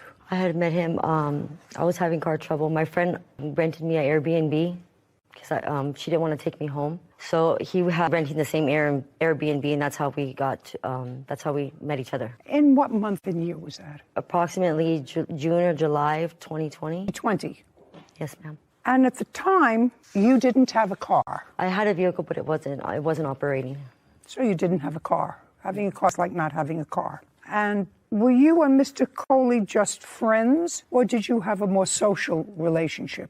No, we were just strictly just friends. Yes, Your Honor. And I assume that you told him about your car trouble. Yes, Your Honor. And what did Mr. Coley say to you? I believe, Look at me. I believe that he offered to rent a vehicle for me, and he said, I'll rent a car for you. Yes, Your Honor. It was very nice of him. How were you going to arrange to pay him for that? I need to pay for the rental. So why would he have to rent it for you? He gets like discounts and with his AAA or he had some kind of promotion to be cheap. What kind of promotional thing that you had that was going to be cheap, Mr. Coley? No promotions at all. She didn't have credit, and she told me she actually drove down or got a ride to the rental car place, and she called me from the counter and said, oh, need a credit card, they won't rent. Does that sound more familiar? Yeah, that was correct. Does that sound more familiar? That Yes, you Your went there and they wouldn't rent you a car? Yes, Your Honor. It was I didn't have a credit card yet. And in that? Like July. So shortly after you met him? Yeah, immediately after I met him. So now you called him you had just met him and said they won't rent me a car because I have no credit card. And now you're at the rental car place. Where's your daughter? At the time she was out to high school. She was nowhere. Okay, so you're by yourself at the rental car place. Yes, Your Honor. And then what happened? Jeff came and He came to the rental car place. we were going to rent a Charger, but something had happened. He didn't have enough money in his bank or something like that. So he said I could use his vehicle. Then we went back to his place. We chit-chatted. I believe it was the next day that he called and told me that he was going to purchase another vehicle if I wanted to buy his car that he had now, which is the Altima I'm currently buying. So another car, and he wanted to know if you wanted to buy his car. Yeah, he was really excited. He was looking... Just a second. He wanted to buy his car, and what did you say? I said, absolutely, that'd be great. And he said, I know Just a second. That's not exactly what you say. Continue. So he said, you want to buy my car. Great. Well, if you want to buy somebody's car, then you usually negotiate a price. You're correct. What you claim that you negotiated? I believe it was around 50. No, not around. When you buy a car, you negotiate a price. How old are you? 40. When you buy a car, you negotiate a price. Even my 18-year-old grandchild knows that. Okay. That car. How much is it? I want $4,000. I'll give you $3,000. How about $3,200, $37? Do you understand? You negotiate a price. You're a big girl. You have a grown-up daughter. So you want to buy my car. This is what you're telling me now. It would be great. And what do you do about the cost of the car? He said he was going to give me time to get a deposit together and sell the car that wasn't working. The price? I thought it was $5,500. What do you mean you thought it was $5,000? That's what he told me. It's $5,500. $5,500 you were taking over payments. Taking over the rest of his payments. Just a second. So you knew his car was either bought and there was a loan on it. Yeah, I just know that he told me you're going to pay me payments of this amount of money every month. And I said, no problem. He goes, get as much money for a deposit, for a down payment on the car. And that's what I did. I didn't ask if he was still financing the car. I didn't ask any of those questions. He just gave me an amount of what he wanted every month. I believe that part of the story before you said, if I'm not mistaken, that was $5,500. I believe she used the word his payments. I would be taking over his payments. I would be taking over his payments. Well, when you take over somebody's payments, it means that they owe money. You would say, unless you're a real fool, how much do you still owe on the car? You mean you never had that conversation with him? Go a little further. So now in July, you have a car, his car. Yes. Did you sell your car? Yes, I did. What kind of a car? Old? A 98 Honda Civic. Who did you sell it to? A friend of mine's dad. And how much did you get for it? I got $700 and I gave him $600. Did you sell it? I don't remember the date. I have it in my evidence here, though. Take a look. March 2nd. So March 2nd was the first time you gave him any... Is that what you're telling me? No, I'm sorry. I read it wrong. It actually doesn't say the date here. He's the one that typed this up. It doesn't tell me a date. I believe it was like not even gotten the... That would be in July. Yeah, it was still in July. Well, yeah. when did you sell your other car? Like a week or two after, so in July. Went along. Jeffrey Coley is accusing his former friend, Melissa Zavala, of not completing the payment. Melissa says she's already paid more than the car is worth. Okay, when did you get the $600? A couple of weeks later. Doing $540. It was pretty good at nickel and dime. That's your fault. Yes. If that's your fault. You're the seller. Yes. I don't know what it was, but that's your fault. I was just that's your being nice. And well, then if you're being nice and you're burdening me, then I get to be not nice. Records. Nickel here, $5 here, $10 there, and then you expect somebody with several degrees to make out of what you've created, Mr. Coley. Do you understand? If you sell somebody your car and you're looking for a different end game, and I don't know what the different end. If you sell somebody a car, you keep records. July 27th, $600. August 5th, $150. Yes, Sale price. Payments to be made. That's Do you understand? exactly what I did. All this paper documents, yes. Perfect. You had this car, and there was... Yes. Who was the lender? Westlake Financial. And how much was left on the car at the time that Miss Zavala started to drive it? Be 200 and change. Let's be clear. How much was left on it? $4,200? $4,279. Okay. So first she gave you $600, right? Correct. And you have records of each of her payments. Correct. So you paid off your note. No, the note has 22. It's a bank note. I pay interest. So she's taken over payments until the bank note's paid, which is roughly 2 years. She knew it was 2 years. It's the document she signed. Oh, I'd like to see that. And Just a second. I'd like to see the document she signed. Yes, ma'am. Okay. Ms. Zavala, did you have, or did he pay provided insurance. So, It was in full addition, coverage. just a second. So, the payments that you made to him also include. Yes, Your Honor. Okay. All right. And this is dated 7/10/2020. Loan principal approximately $41.27. You spent of $3,000 as agreed, which you didn't make. Monthly payments of $245, lesser forwards payments directly. Auto lender Westlake from July 20th, approximately 2 years or until the vehicle is paid off. Fails for around 45 days, she will surrender the vehicle back, which you did fall behind. You didn't pay the $245 all the time, so he came, took the car back.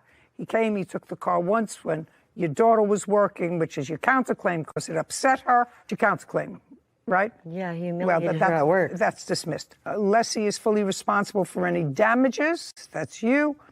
There were a little car accident? Yeah. Yeah, that would be a yes. Yes. Where was the damage? It was on the side of the car, on the passenger side. Did you have it fixed? Yeah. Mm-hmm. Okay. Not insurance? No. You paid to have it fixed. So I want to see what's left on the car. I have the bank or the statement. Well, then. Your Honor. And here was the one for May. So I have today. No, I just want. No, all I want. Yes, Your Honor. Great. All I want to see is what's due on the car. Well, actually, there's nothing much past. Your account is past due, amount due $603. But amount left to pay is $2,800, according to this. It's interest. What is left on the car is $2,800. That would be with interest. If it went a whole year, If yes. it went a whole year. Cash today, or for example, it would be only the $22,000 or $2,100. It would be what? Whatever the balance says on the statement. The balance that's left on the statement. Oh, it's a tiny box in the middle left, far left, under the payoff progress, it says. It's hard to see. Amount left to pay $2,079.03. Okay. That's what it says is left. Okay. Right? Correct. Okay. You signed this agreement? Get it closer. Absolutely. Thank you.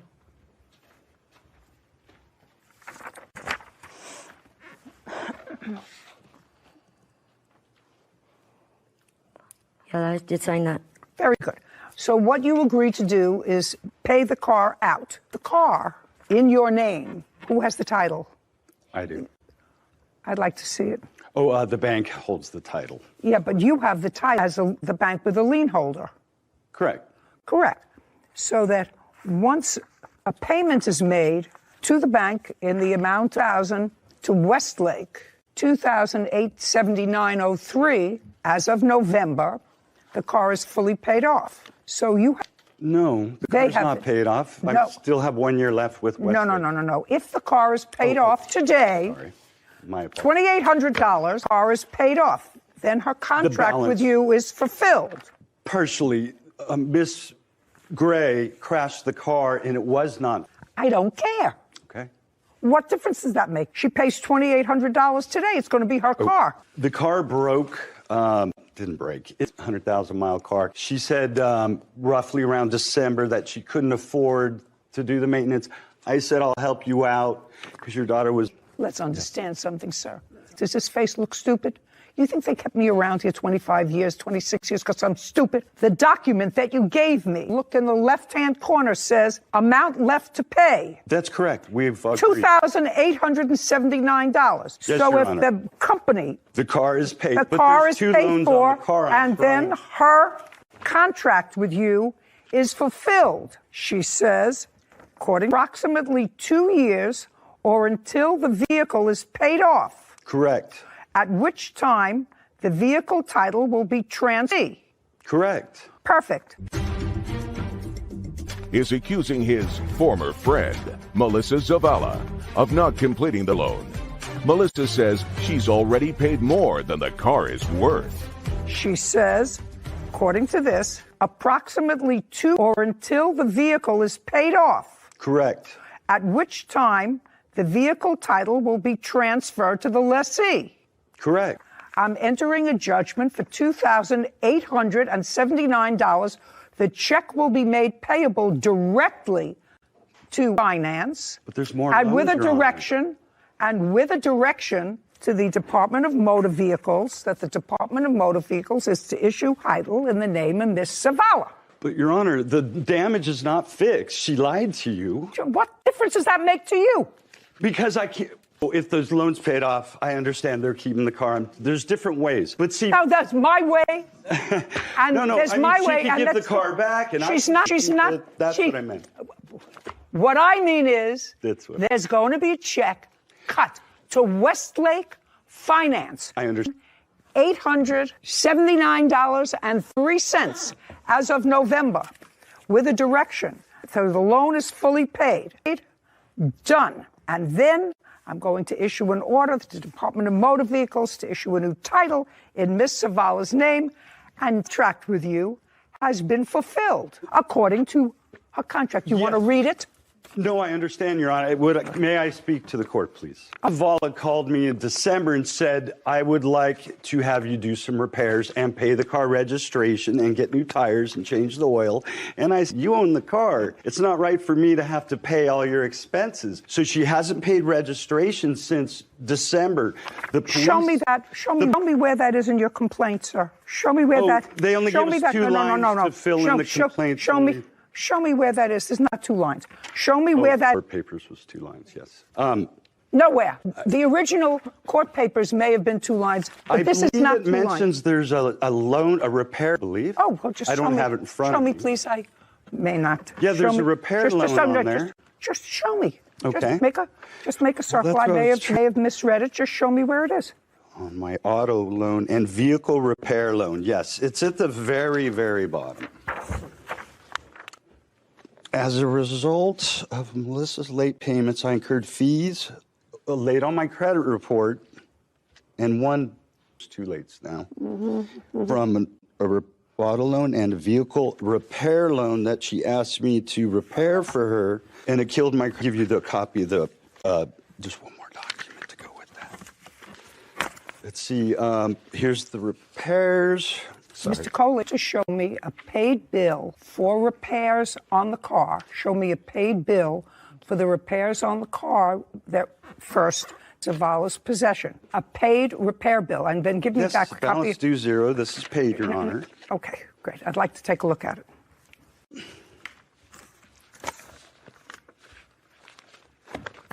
Okay, this was in December. Correct. Total parts and labor not performed, $573. What is that? What happens? Mrs. Zavala was not with so. I want to know what that means. Total parts and labor not performed. It means it took 2 trips to the auto. I'd made the first trip. During that trip, I went to Mrs. Zavala's residence, did her a favor, and picked up the car because she was watching and get away. I dropped my day, what I was doing. Just a second. Took her. I just asked you what parts and labor not performed, $573. I'm trying to explain. I went, they do half the work. So Zavala meets the second day. I had to come back second day. So I said, Ms. Zavala, day. She refused to go the second day. So the parts I paid for went to waste. So, listen, sir, $2,879.03. That is going to be paid directly to Westlake with an order from me that the car is to be put in her name. Goodbye. We're done here. Thank you. We love Judge Judy, obviously. I'm very happy with the judge's decision. Well, the defendant was slow in paying. I didn't want it to end up like this. I have nothing against him, but I just felt after $7,000, I felt like I was being taken advantage of at that point, and I had to stop. Well, the damage. Actually, I'm not even gonna lie, it wasn't my fault. I was going into the lane and I didn't see the car, so we just glided against each other. It's not even close to fixed. So she did get into an aid to have it fixed with her own money. I'm a fair guy. I say, look, you're 3 months behind. I'm coming to get the car. He towed the car. I didn't even know he towed it. He just took it. We all learn all things like this, but you know, a good deed and then multiple deeds, you know, those don't count. Too much drama. There was a sort of different end game that plaintiff was after, doing all those kind things, taking a car that he had already effectively sold to get in and doing favors. And I'm not sure. There's something off. That's probably true, because if it doesn't make sense, it's usually not true. But there's something is so outrageous. That is when you have an original loan and you take it out and you really don't, that when you pay back that loan, even if it's in a relatively short period of time, you're paying back twice as much. Sometimes even more. Yeah, you're probably better off getting a cheaper car, as long as it runs, to get you around, rather yourself for a high credit loan. I would rather own something and build up my cash so that I could buy something and not have to have a % interest loan, even though I know that that's what makes the world go round. It's what keeps people poor, rather than allowing you to. Friend, Timani Sperling, for car damage and an assault. Court come to order. Have a seat, please.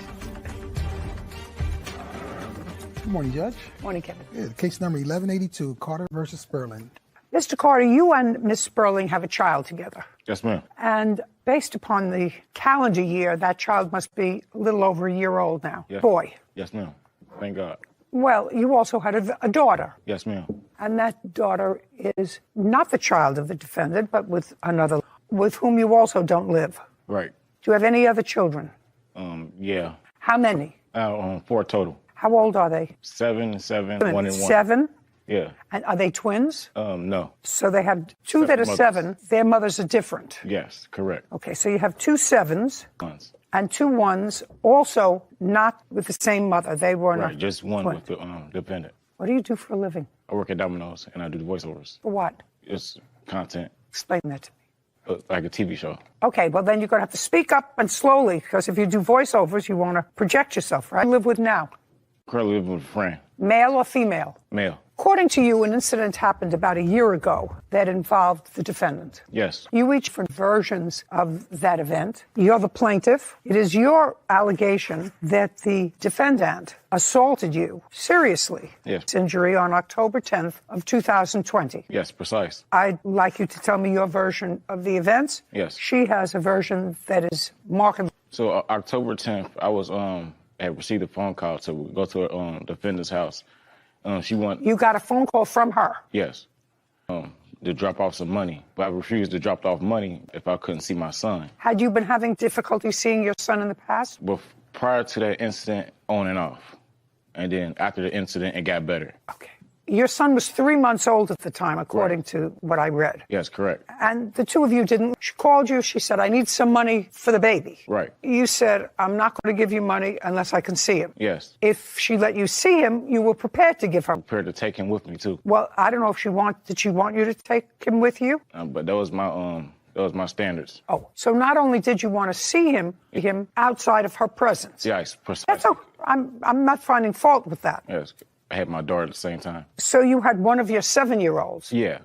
Okay. Well, what did she say to you? It was more majority of the fact she didn't want me to, she didn't want to be in the presence of the baby at the same time. No, you have to hear what she said to you. I told her I want to see my son and she wanted to get some money. She told me, you're not seeing your son at all. And I had told her I was going to come over and come pick him up because we had prior talked. Just a second. So she said, you're not going to see him. Right. And you said, I'm coming over anyway. Right. Okay. About what time? This is a little bit afternoonish. Around? 12 o'clock, 1 o'clock. Oh, okay. Yeah. Well, afternoon is also 4 o'clock.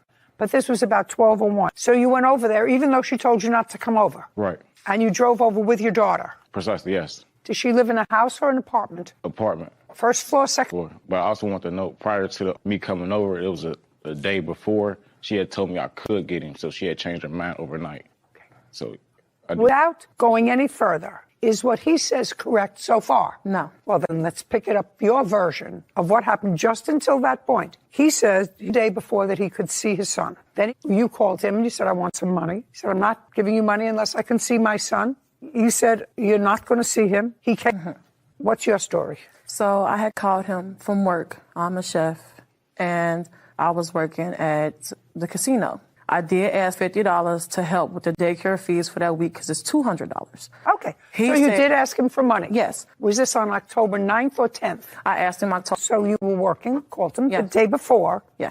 And asked him for money. Yes. And he said to you? He said, unless I'm seeing you, he didn't ask to see, unless I'm seeing you, I'm not giving you no money. I said, well, you don't have to see me. My brothers are at home. You can drop the money off to him. I didn't have sex with your brothers. I'm not. I said, well, you could just forget the whole thing. I get it from my father. And that's when he popped up at my house. The next day? Yes. Were you home? Yes, I was. I was cleaning. Okay. Well, but I got it so far. He showed up unannounced. Yes. Go. Your version. To my understanding, Just a second. Now you get to the house. Your old daughter is in the car. Yes. You leave her in the car. Yes. Alone. I tell her I'm going to be right. Yes. You left your 7-year-old daughter. This was in October. Yes. In what city? Cincinnati, Ohio. Was she in a car seat? She's old enough, so no. So the answer is she was not in a... No. Was she in a seatbelt? Yes, she was in the seatbelt. So you left her in the car and you went to the plaintiff's door. Yes. Step by step. Plaintiff's door, and she opened the door, and I told her I'm here to get Bryce, and she said, "Where's my money?" I'm like, "I gotta go see the son first." And she's kitchen, so she's at the door. I see my son, and she's like, "Yeah, he right there." And I'm like, "Let me get him." She's like, "Nah, no, wish you would step in." So I'm like, Slowly, I have to make this mental picture for myself. Slowly. Right. You're at the door. You lean in. Yeah, I lean in. You see him in the... And it's back. You said, I'm going to go get him. She saw me looking like I wanted to go get him. She's like, "Yeah, he right here, and I wish you would come get him." And I stepped in the house. She said, "Yeah, come get him." Yeah. Okay. So I stepped in the house. And when I stepped in the house, she slammed the door behind me. And how did she slam the door behind you? House, and then slammed the door. And then next thing you know, we walk a little bit towards the center of the living room. And then I just got smacked and popped in my head and nose for a few. She hit you? Yes, a few times. And I started bleeding a little bit on the ground, on the floor. Okay. Did she say anything when she hit you? It was just more antagonizing me. Antagonize is a word that doesn't describe an act. Right. So what did she say when she hit you? She told me all that stuff you was talking on the phone, and I told you went. What was all that stuff you were talking on the phone? Right. Did you know what she was talking about? No, because all I had was coming to get my son, and she told me I couldn't get him, but from my understanding, you told me I could get him yesterday, so I was going off the actions of still getting him. That's all she was telling me. So she comes over. Yeah. She lets you in the house. Right. Closes the door. Right. Meanwhile, your 7-year-old is alone in the car. Right. And she hits you a couple of times, causing you to bleed from someplace. The nose. The nose. And then what happened? She reached for a glass jar, like a heavy, and tried to swing on me with it. But I had blocked her hand from actually connecting with my face or whatever predictive degree she was to effectively hit me with. You know, I threw the glass jar on the couch, and I ran towards the door. So you grabbed the glass jar out of her hand. Yeah, as she was swinging it, yeah. You and went towards the door. Yes. Go ahead. And I ran out the door, running towards my car to go get in my car to leave her house. And I get in my car and whipped the glass jar, and she started. You got in the car? Yes. Did you close the door? Yes. Go ahead. I closed the door, had the window down, and coming towards the car, bashed the windshield in. And I'm like sitting there in shock that she blasting the windshield in. And I stick my hands out the window to try to stop her because she's like mirror. And next thing you know, my hand gets caught in the action of her bashing the windshield in and tore some tendons and some nerve damage. And your daughter is in... Witnessed me running towards the car right along with my witness here. Boz Carter claims his ex-girlfriend Timani owes for car damage and an assault. Timani is countersuing for harassment, claiming Savaz threatened her. Now, did you... I made a hospital report when I went to the hospital. I'd like to see it. Yes, ma'am. So on the 10th, you went to the hospital? Yes. I'd like to see it.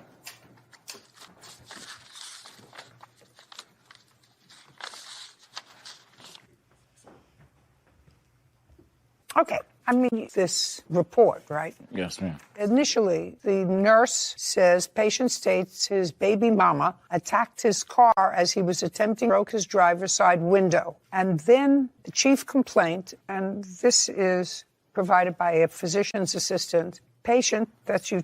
Yes, ma'am. 27 years old, 4 kids, none of whom live with you. No, ma'am. Nice.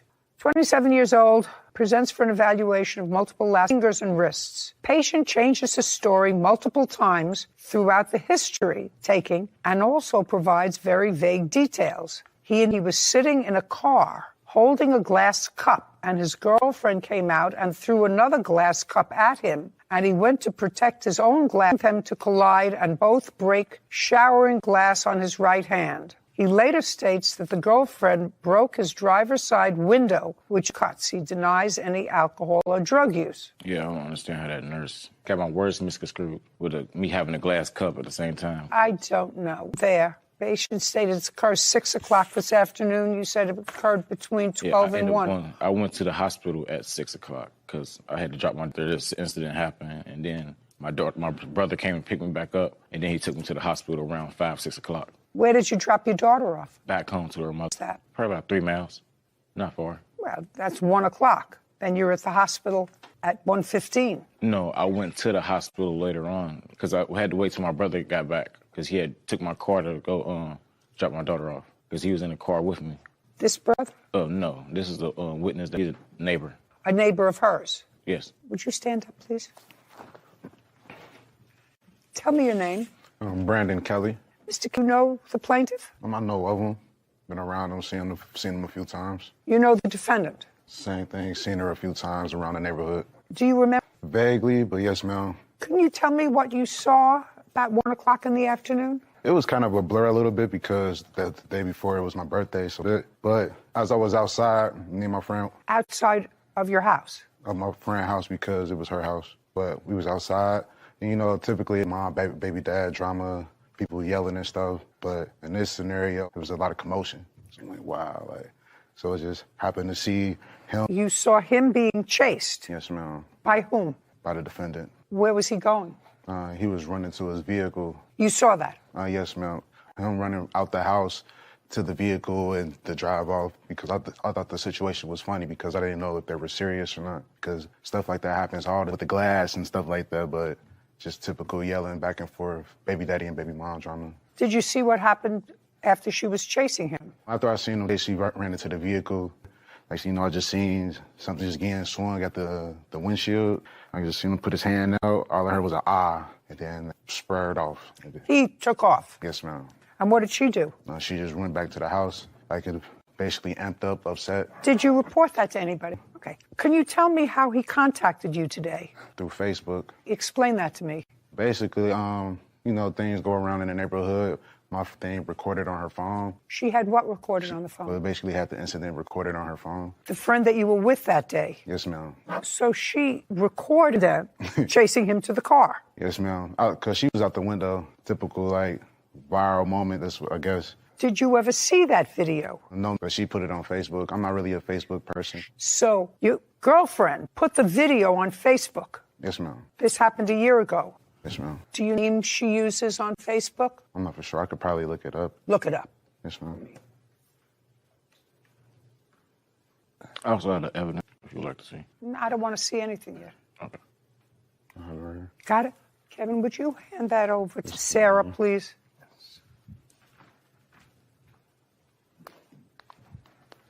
Just an unlikely occurrence that you can actually find that. Okie dokie. You have a whole different story about October 10th. Yes. And we're looking for the video.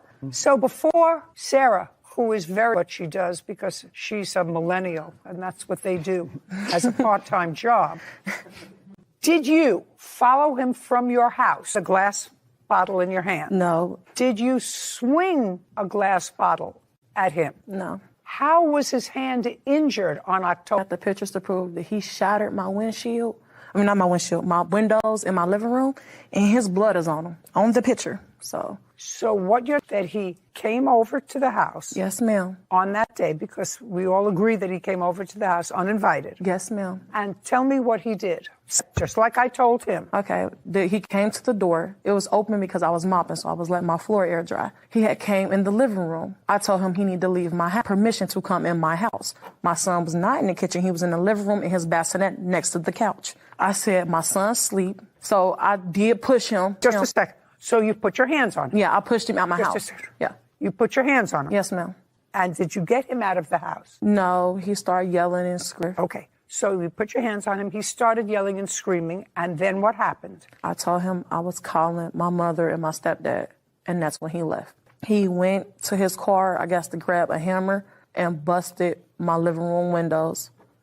And that's how he got cut. The blood is on the... He busted the living room window? Yes, ma'am. And after he busted the living room window, did he leave? Yes, he has skirted off. And then I told my mom, because it's actually her. What happened next? Now he's outside. I threatened to call the police, and I had called my mom. And when she got there, we had made a police report. I'd like to see it. So you called the police, no police report. And when she had pressed charges against him, he had to pay restitution. Okay. Just court documents? No. Were you arrested or taken into custody for vandalism of the defendant's mother's window? Savaz Carter has accused his ex-girlfriend, Timani Sperling, of assaulting him and breaking his windshield. Savaz threatened her and broke her window first. Were you arrested or taken into custody for vandalism of the defendant's mother's window? No, ma'am, not whatsoever. Did the police question you about it? No, ma'am. Did you pay for the window? No, ma'am. Did you pay for the window? No, ma'am. Do you have any proof that he paid for the window? No, that was between him and her. So no. Just a second. The answer is no. No. Who do you live with? My mother. Where is she today? She is currently sick right now. So she's not here.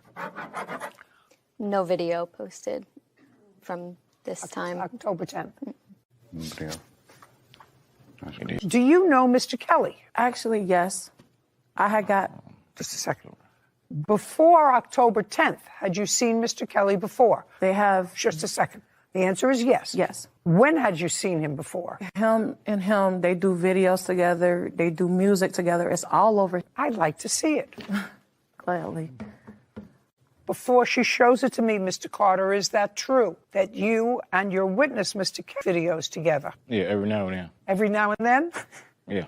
Do you know that every now and then means that what you told me and what Mr. Kelly told me was not true? Excuse me? What do you mean, excuse me? No. Excuse me was, do you know each other? Yeah, I know her like I know him. Have you ever made a video with no, Kevin, have you ever made a video with Mr. Kelly? No, Judge. Have you ever made a video with Mr. Carter? No, ma'am.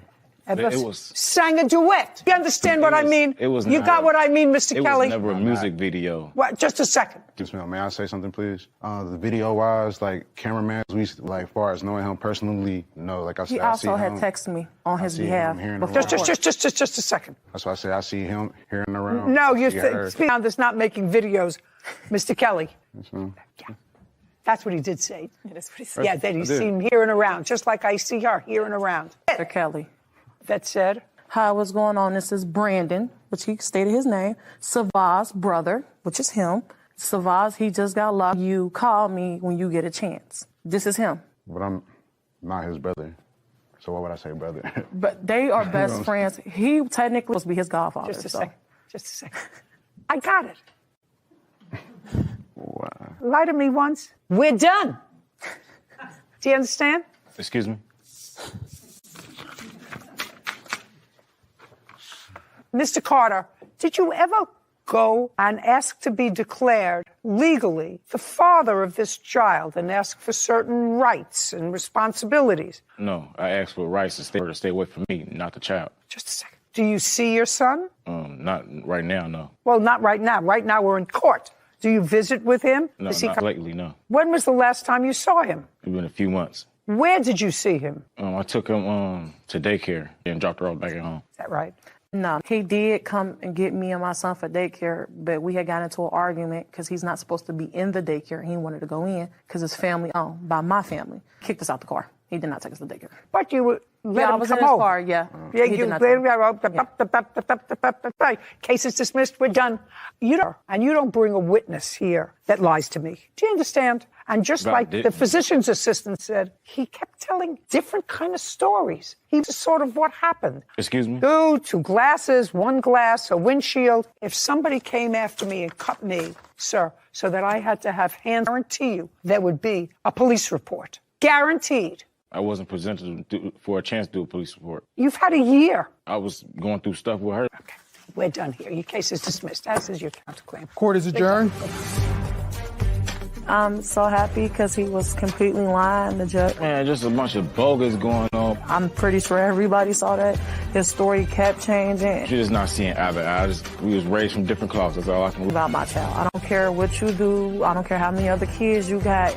My child is my main focus. If I get to see my child, because I'm a family man, I like to have all my kids together. Big family going on with me and her, but you know, there's a lot of differences going on. It's time to stay strong for my son. For the most part, I just hope I get to see my son.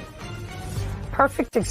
The devil is in the detail. He told a perfectly credible story and then figured he would punctuate that story with a witness who added a few details to make it even more credible. And then you look up the detail, something that never one of these two geniuses that might happen. And you found nothing.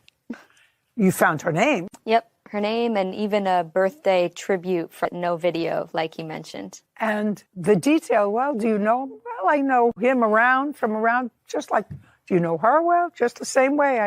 Well, didn't you think she was going to say they make videos together? Yeah. I think the doctor had it right the first time around from that report. Right. Inconsistent. And another thing that my father used to say is, keep it simple, stupid. You'd told that story. I might have bought that story. Yeah. It sounded perfectly credible. It was so foolish. Lucky. Is suing her former neighbors, Anthony Opulencia and Katie Molnix, for vet bills and EMS resulting from a dogfight. Court come to order. Have a seat, please. Case 2, Petrick versus Opulencia Munix. Thank you. You're welcome. Miss Petrie, this is your son. Yes, Your Honor. What's his first name? Zion. Zion. And you got him a puppy. Correct. When? May of 2019. What kind? I'm not quite sure. You stand up because even your mom wasn't a witness to this dog incident. Zion, what kind of dog did your mom buy you? He's a Frenchie and then I believe a Terrier Falcon. Do you have a picture of it? Yes. May I see it, please? When you say a Frenchie, you mean a French bulldog? Yes. I'm sorry.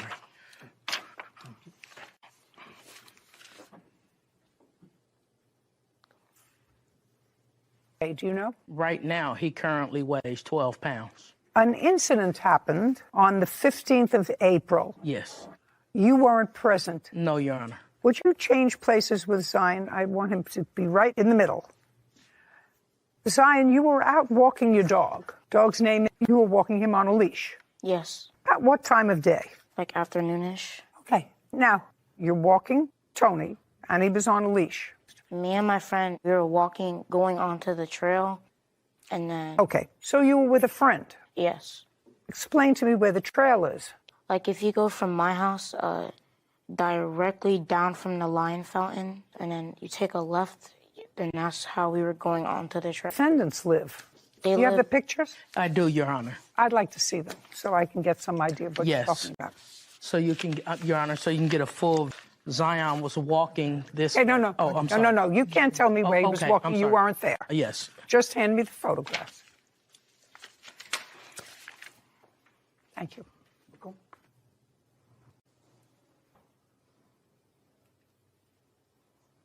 Is that where you live? No. Is this the complex where the defendants live? Yes. You live on the first floor or the second floor? Second. Second, okay. And this is the trail where you were going to walk with Tony. Don't shake your head. You weren't there. Do you understand? Yes, Your Honor. Otherwise, as a matter of fact, it's better. Sit down. Zion, this is where you were going to walk with Tony? Yes. Did you the defendant's house in order to get to the trail?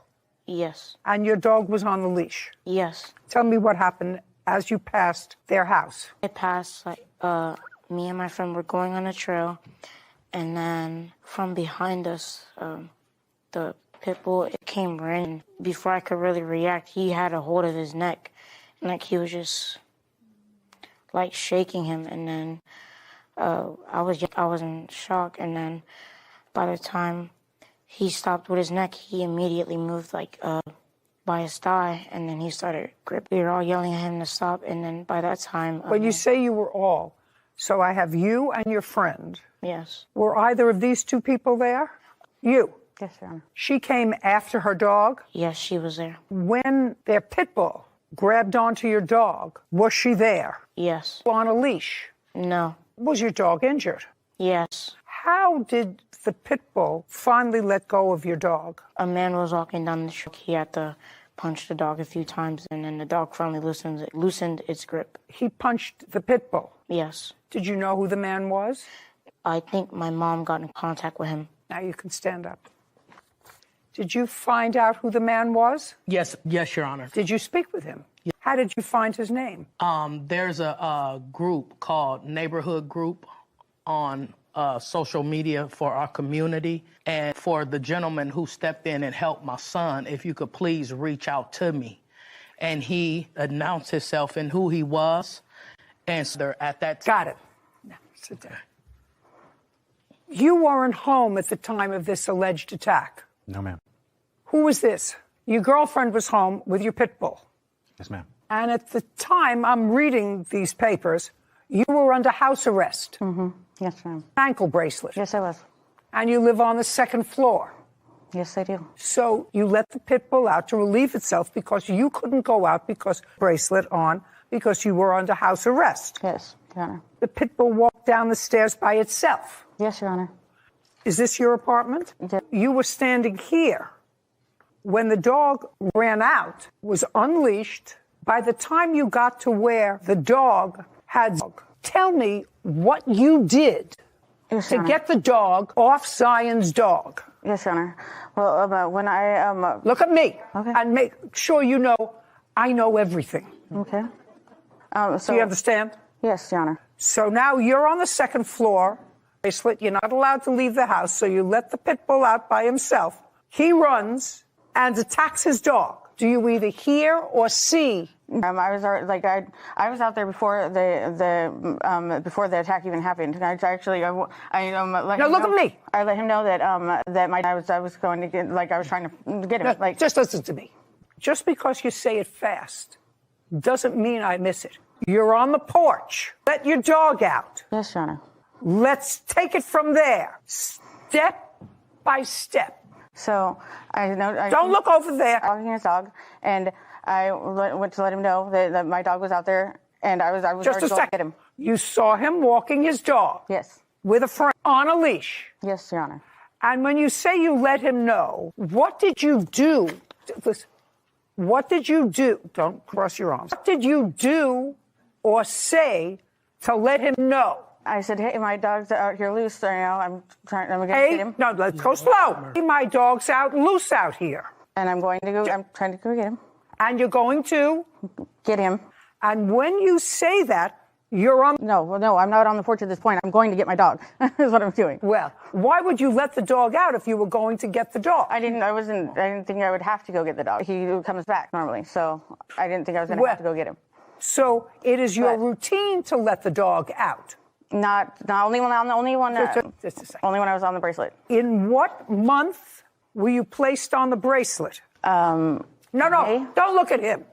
May? I don't know the exact date, Your Honor. You don't know the date that somebody put an ankle bracelet on you? How old are you? 34. How many times have you had an ankle bracelet on? You know the exact date when somebody came and slapped an ankle bracelet on me? I remember the date I got it off, but I don't... on. I know. I don't remember the exact date that she get the ankle bracelet on. I'm not sure. I'm not sure what that even has to do with anything. You're not sure? No. You're not sure? I'm going to tell you what's sure. What is that she says because she was wearing an ankle bracelet, that's the reason she let the pit bull out alone. Correct. Well, then it becomes important because she usually comes back. That means she's let the pit bull out alone before. Now do you understand? 3. Claims her former neighbors, Anthony Opulencia and Katie Molnitz, hold for vet bills after their pit bull attacked her son's dog. Anthony is countersuing for threats and harassment. Okay, what county do you live in what state? King County, Seattle, Washington. Whose pit? How long have you had it? About 2 years now. How long has she been your girlfriend? About 3 years now. What kind of work do you do? I was a maintenance supervisor. In the complex where you... That complex, but another property. Did you get fired? Yes. Is that because you had a pit bull? No. Why? Why? Because of her constant harassment, calling corporate. Are you? Yes. Are you? I was, yeah. Let's see. King County. I'm looking into Your Honor. Just a second. So I know January 1st of 2020, the state undid their initial ban on pit bulls outright. So pit bulls were allowed in the state of Washington, and counties were not allowed to ban them outright after January 20. But I'm on the Kings County government website to see if there's anything specific. So when you got the dog, because you said you've had the dog for 2 years, bulls were banned in your state. You know how much it takes to ban a dog, to get that through a legislature, to ban a dog? I don't undid the ban, but they did in January. But when you got the dog was a banned dog. And I don't know why you think he knows. She let the dog out. She says, I let the dog out, and I've done it before. Usually comes back. I told him, hey, my dog's out loose. Think that an unmonitored dog, you as the owner are not responsible for all their vet bills, is mind-boggling to me. I know for the vet bill.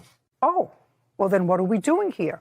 You said in your answer, we agreed to split them 50-50, and I paid my... Would they split the vet bills with you 50-50? It's all your fault. Well is not an answer.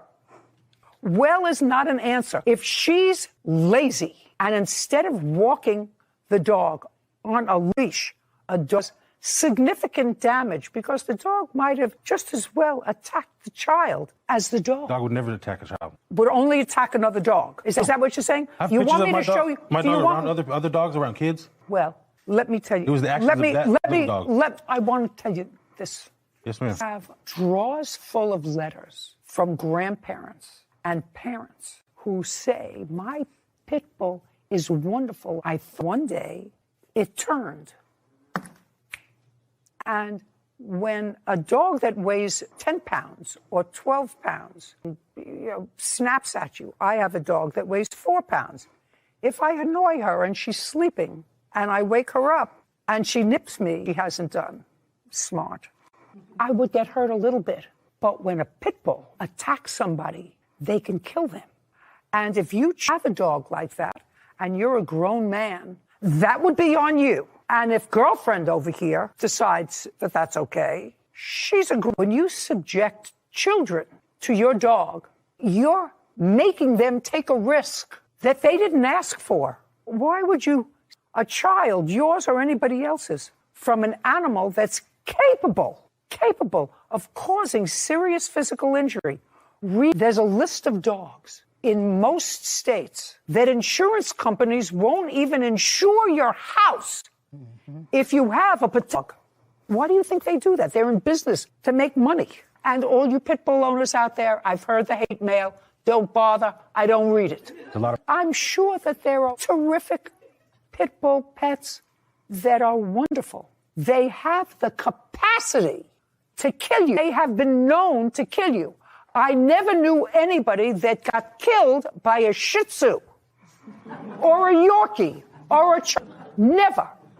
But if you go on Google and find out how many deaths and serious physical were caused in the last year by pit bulls, I tell you what we're going to do. Sarah's going to look at it. I've never looked at the number. Don't speak. What you're supposed to do is put a leash on your dog and get your behind out of the house and walk the dog. Because there's no question in my mind, friend went out downstairs to the grass area because you actually went out of the house. They didn't come and arrest you for leaving the house, did they, when you ran outside after your dog? No. Oh, right. So you could just as easily have taken the dog out to one of these grass areas that's right near your house to relieve itself. But you would... Do we have a number? Well, it looks like out of 430 fatal dog attacks, 185 were caused by Washington. Oh, God. Not even half. Just... You know how many hundreds of breeds of dogs... Do you know how many hundreds of breeds of dogs there are? So practically 50% of the deaths in the state where you live attacks were pit bulls. I want you to look and see how many dog deaths in the state of Washington were caused by chihuahuas. And your counterclaim for harassment is dependent upon this number. Because if this number is more than, I will actually entertain your counterclaim for harassment. Otherwise, I'm tossing it. Well, that's between crazy. 2005, 18 in the entire United States, 2. From a Chihuahua. Appreciate For that. the entire United States. I'll take it. From 2005, Until from 2005. You'll take what? It's more than 0, what you just said. Oh, then I'm going to hear your counterclaim. Do you understand? People died in your state as a result of pit bull attacks. And that's a sad situation. Yeah, just a second. So you have to be a moron to allow a dog like that around children. I'm not a moron. Oh, absolutely. 3 is accusing her former neighbors, Anthony Opulensi Molnix, of refusing to pay vet bills after their pit bull attacked her son's dog. Anthony says Pamela threatened to shoot their pit bull. Can I see your vet bills, please? Now you can stand up. What's the balance that he owes on the vet bills? Colonel, he paid a total of $780 with a remaining balance of $289. Why did you stop? Because I got fired because of her. Oh, good. $289. Okay. Now you have a counterclaim for terroristic threats, loss of employment, moving expenses, stress. Yes, ma'am. Whose? Other than mine. Other Mine than and mine. hers.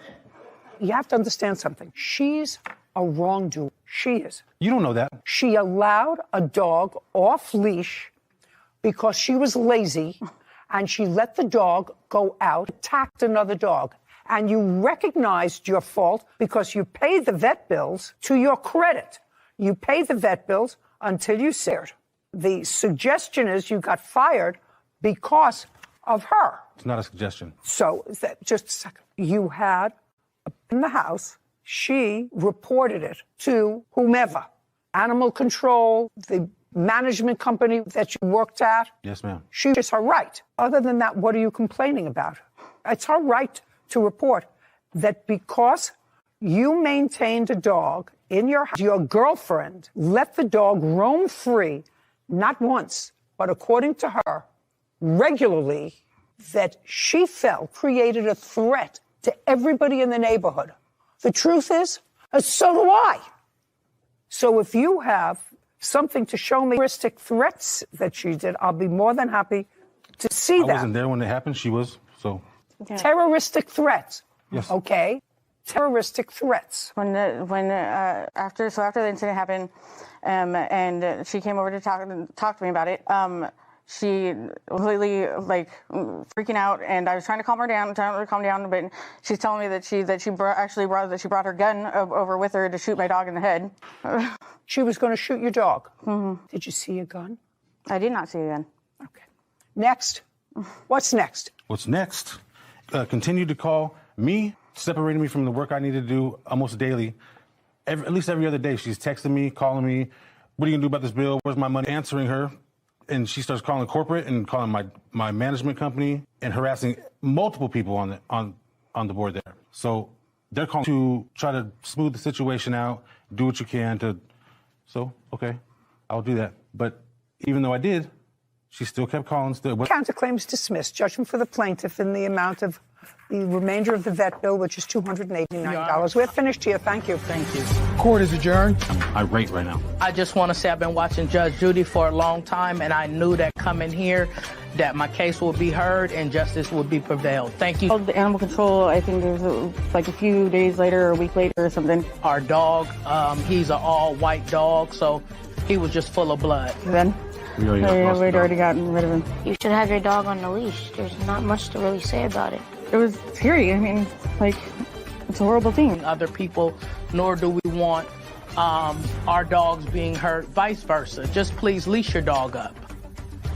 You know, I might have to a little bit. As I kept looking for the fatalities caused by dogs, there's so many different accounts and different numbers. But one consistent of the accounts is that pit bulls did account for a majority of fatalities from dog bites and dog interactions. It's been my experience here. Those people who have dangerous dogs, and there is a couple on that dangerous list, have to be really mindful of the fact that if an animal has the capacity to kill. It doesn't mean that it intentionally does that. I mean, if you're a homeowner and if you can't get homeowners insurance, if you have a particular breed of dog, I would say to myself, doink, there is a reason that insurance companies that are making money, they have done the math. They understand that eventually they're going to pay out on a claim. So they say, you know what? You want to have, they're going to pay a double premium or we won't insure you. And I would say to myself, as a rational human being, there are over 200 breeds. Find another breed. Yeah. And I say that even though I regularly get this onslaught of vocal mail. So don't bond it. I don't read it. That's my opinion. You're entitled to yours. Karlovich is suing her former landlord, Matthew Sagarin, for hotel costs, moving expenses. Pause it. Court come to order. Have a seat, please. Good morning. Good morning, Judge. Case number 1131. This is Sagarin. Thank you. Welcome. Mr. Sagarin, I'm going to start with you, sir. You decided to purchase a building, and my understanding from your answer, it had some sort of historical significance as a commercial building, but it was currently in a residential neighborhood. Correct, Your Honor. Where was it located? In a small Minnesota. And you live there? I had previously owned a small farm near Medford. I currently live in the Twin Cities. What building? When I sold my farm, I had a lot of equipment. I had an excavator and a dump truck, and I needed a place to store it. So this is a 3/4 acre site building, and my intention was that I would use part of it for storage and rent out the majority of it to someone who needed a blacksmith shop or a woodworker shop. Industrial building. Correct. Was it ever your intention, sir, to rehab the building for the purposes of asking for permits to use it? I had an idea, not a real plan. It was an exciting opportunity because of all the square footage and space involved. I put an ad on Craigslist for space. You know, are you a woodworker, an artist, an artisan? Do you have a copy of that ad on? Unfortunately, I couldn't find it. It was taken down because of the time. So this is what, Ms. Karlovich, you're in some sort of a car business. Correct. And you were in that business in the same town? No, actually, I'm coming from north of this town, so I'm moving the business. Okay, what kind of place did you have in your old town? A warehouse-style garage shop. When you lived in the prior place, did you have separate quarters for yourself to live in? Yes. And how much did you pay for the warehouse where you did your work? A month. And how much did you pay for your apartment? It was the same area, but it was separated. But it was the same rent. So you lived in the same place? So it was separated off to living quarters and a shop area. It was already set up that way when you bought it? Yes. Okay. Did it have a kitchen? Yes. Room? Yes. Did it have closets in the bedroom? Yes. And that was $2,000 a month? Correct. When you saw the defendant's ad on Craigslist, how for the property? I don't believe there was a price. Just a second. Do you recall whether there was a price? Nothing mentioned. Okay. So you called him or did you go and look at the space? It was only 45 minutes away. I assume that you did. I did. And you were satisfied with the space? Well, I mean, there was a journey to begin. But you were satisfied enough to rent the space? Yes. On what date did you rent the space? So we began this agreement on February 1st. When you rented this house? Sure, yes. Did it have a kitchen? No. Did it have a bedroom with closets? No. Did it have a bathroom? No. How much was he charging you for rent? To be worked into a $13.50 a month. Did you sign a lease? Eventually, yes. What date did you sign a lease? Well, our verbal agreement. No. Okay. Don't count. May 1st. May 1st. And when you saw the apartment in February, between February and May, was your property in the building? Yeah, February 1st. But I did pay him a storage fee for it. How much did you pay him as a storage fee? $800 a month. And where were you living when you paid him a So I was staying in hotels since February 1st. And what happened on May 1st? We signed an official lease. May I see the lease? Your Honor, if I may. It sounds as if this young lady is saying she paid a monthly rent from... No, she said she paid a storage fee. Okay, fair enough. There was no lease, and she was living elsewhere. That's what she says. We had made an agreement that... No, this is your... If this is a signed contract, who prepared this lease? I did. Where did you get it from? I don't remember, I'm sorry. You got it. My recollection is that this was a lease that I'd used previously and then I amended it for this purpose. Sir, I'm reading this lease. I'm sure. I don't have a copy. Would you show this to Mr. Sagarin?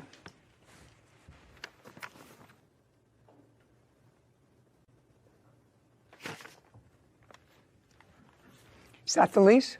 Yes.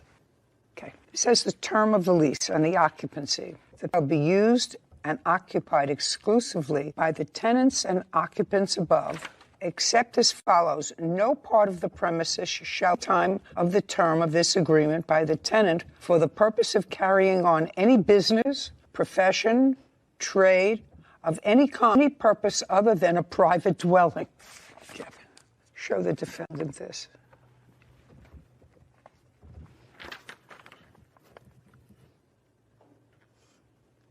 That's the first clause, sir.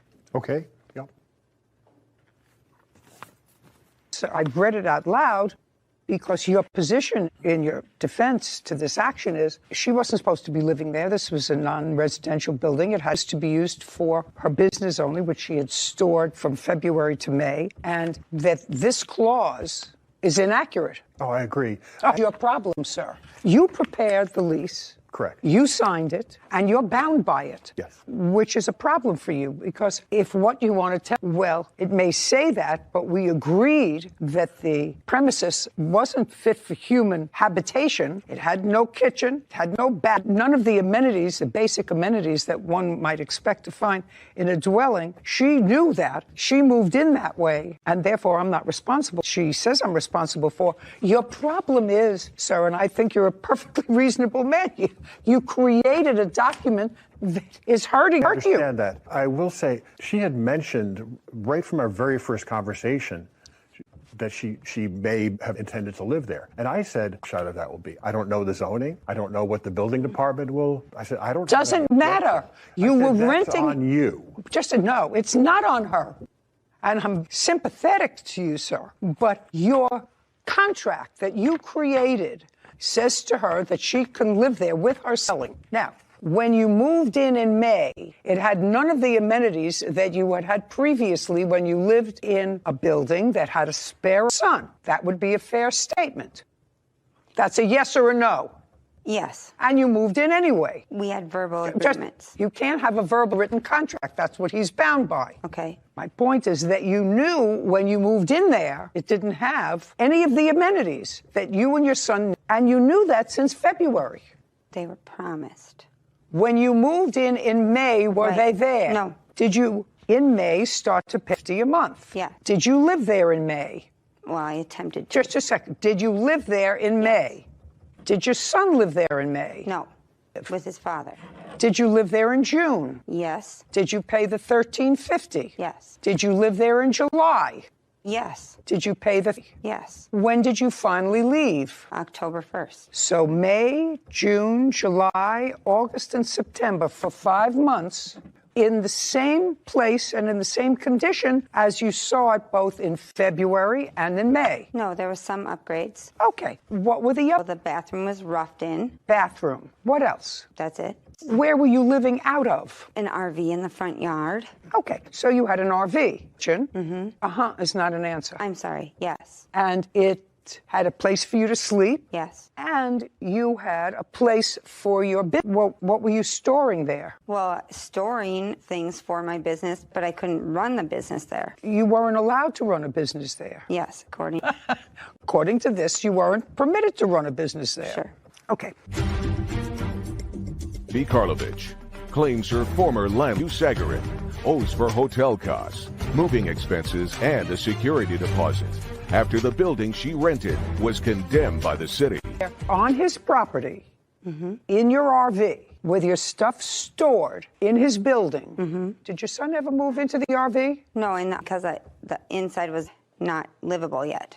So I bought the RV for the sake of having somewhere to be while things were getting done inside. And tell me what happened in May. So I didn't have the RV in May. That came in July or so. Well, where were you living in May and June? I attempted to live in Medford, but there was no running water or bathroom yet, so I was in hotels. Okay. But when you signed this lease, you knew that there was no kitchen, bathroom, closet, bedroom, and you signed this lease. Yes. I'm just talking about real estate. in this lease. And now I have to know whether I'm speaking to someone who was a victim of the defendant's fraud or an eyes wide open business gal who understood exactly what the scoop was because, according to you, you had lived in a hotel from February. Isn't that what she said? She lived in a hotel from February to May? Yes, between February and May.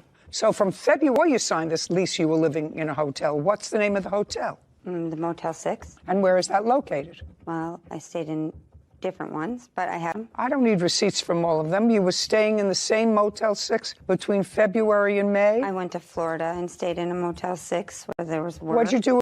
Because in February... Not a because. What were you doing in Florida? Working, because I couldn't Just a work. second. Oh, wow. You were in Florida, working. Florida. Nobody. Nobody that you know. But it's warm in Florida. Right. What kind of work were you doing in Florida? The same kind of work I do here. Which is? Vehicles. And where were you living there? I just rented a place for $700 a month. So you were paying storage space to him. Mm-hmm. How much was she paying in storage? Agreed on $800 a month, and that was paid twice. Okay, so between February and May, you paid $1,600 for your stuff, because I believe him, and $700 a month for your apartment in Florida. Correct. Now, you came back in May. Is that when you came back, Ferd? Yes. And is that when you bought the RV? Yeah, June or so is when I... Okay, so that's when you bought the RV, and you moved the RV to his property. Yeah. And you lived there. Yeah. In Minnesota. Just a second. Wow. Just a second. You lived there. Yeah. On his property. What I'm saying to you is he was not smart in giving you this lease that called you and your son tenants of a particular address, except you were at that particular address in your RV. I mean, the RV wasn't parked on the street, it was parked on the property. Right. Okay, so you were in fact living there. Yeah. Great. I want to know. Now we're going to get to what happened when, what month did she move out? October? 10-1. You want to tell me what happened on 10-1? The building was condemned prior to that, and so... Okay. The building itself was to take out your stuff from the warehouse part of the building that had been stored there. Yes. When you were there from May until October, and your work is cars, were you working? Yes. From when to when? What do you mean? You came back in May. Did you start working right away? I work all year long. Great. And were you in equipment that had been stored? Yes. So let me understand this. So now I'm trying to figure out what your damages are. Was the building condemned, sir? I got a letter from the building inspector after a May I see? Just a second. I'll see a copy of the building inspector's letter. After a long series. I didn't ask you anything. So he was advised the 11th of August that the building was condemned. When did he advise you that the building was condemned? He did advise him. He never responded to any of the notices. How did you know that the building was condemned? Because I was there. So they first saying we had a certain amount of days to bring it up to code. No, just a second. So you knew before he knew that the building itself... Well, I'm sure he got... They said they mailed it, but he didn't respond to any of my inquiries. So the building is condemned, not your RV. Yes. You were still living in the RV on the premise. Did he ever evict you from the RV? No. So what you had to do is move your property that was stored or used for your business. My contract of having... Well, he can't help it if the building is condemned. Well, he could have helped it. They gave him a notice of what he could do to the building to keep it up, but he didn't. He didn't. Did you do? So now I had to move. Well, you didn't have to move your RV. I had to move my RV because there's a city ordinance that says you can only have it there for so many days. Oh, the city ordinance that says you can only have an RV. And in Minnesota, if it's condemned, the statute says you have to return at least a deposit within 5 days so I can move. No, just say what I'm telling you, in fact, chose to leave and chose to take your RV elsewhere. Are you still living in an RV? No, and I didn't choose to leave the city. I don't know about that. The city only talks about a building that's being condemned. In the state of Minnesota, if I could tell you quickly. No, you can't tell me. Okay. If what you're suggesting, Minnesota, you can only keep an RV on your property for so long? Is that what you're telling me? No, not at all, but... Oh, well, that would be interesting. That's what you start. The agreement is legal in the state of Minnesota. It is. Should have stayed in Minnesota. Okay. Here, this case isn't worth $10,000. Okay. You knew what you were getting. No, I had You knew promises that were you knew supposed to be done. exactly what you were getting. I have verbiage and text messages showing what he promised and what didn't happen. All of the evidence of that, if you would like to see it, of him telling me that there would be this and this and this done so that I could run my business and live there. I have all of that evidence. I would like to see anything that he wrote to you that says not to worry, by a date certain, you will be in the building. I'd like to see it. I have lots of it. No, just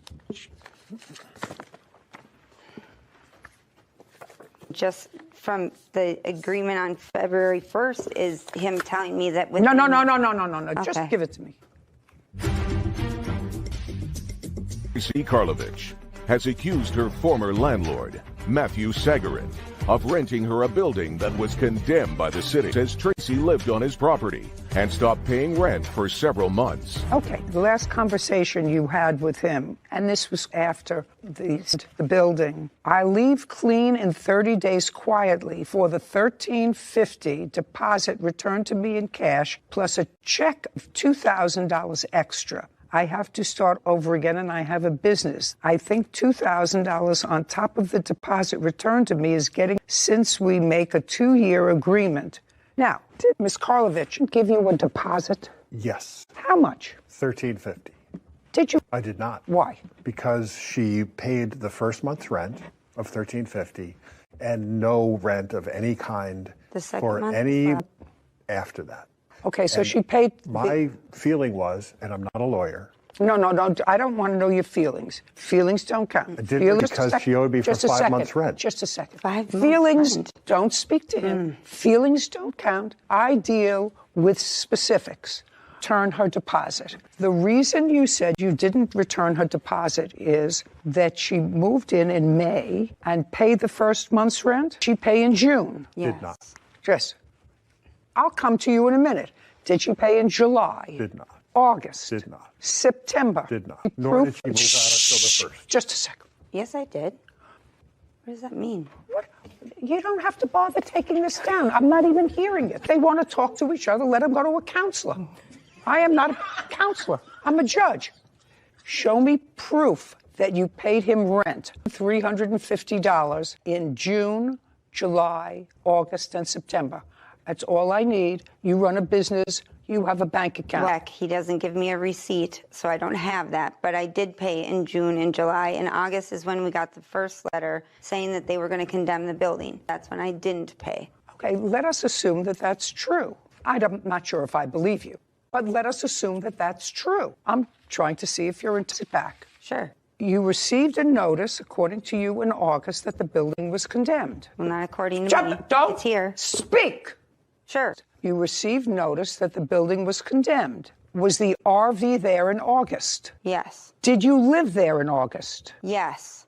Don't, yard. don't speak. Okay. Just answer I my just want question. to be done now, obviously. It's not really going my way, and It's you're not, well, out it's of not hand going with your way with accusations and regard. the way you're talking to Yeah, me. Just a second. It was going your way. I said $1,350. Did you return her deposit, which you would have been entitled to because there was no counterclaim for any damage to the property? But his response is, I didn't return it. He said you stopped paying rent. And you clearly did stop paying rent for at least, according to you, 2 months. You used his premises and did not pay. Didn't do any of the things that he promised that he was going to do. Okay. This is not a case of being a victim. You knew exactly what you were buying. No, I didn't. Exactly. An agreement with somebody which is legal in our state. Yes, I have the lease. The lease says that you are renting his property as a residence, holding him to that lease, and I'm holding you to that lease. I said to him, that was a huge mistake. I'm holding you to the same lease, which is you were a tenant, resident only. And for the time that you lived at that address, you lived in an RV at his address. It's not a pub. You, in fact, lived someplace and had the benefit of being near your tools where you worked for the months that the lease provided. So you have no case. It's dismissed. We're done. Thank you very much. Court is adjourned. Thank you, Your Honor.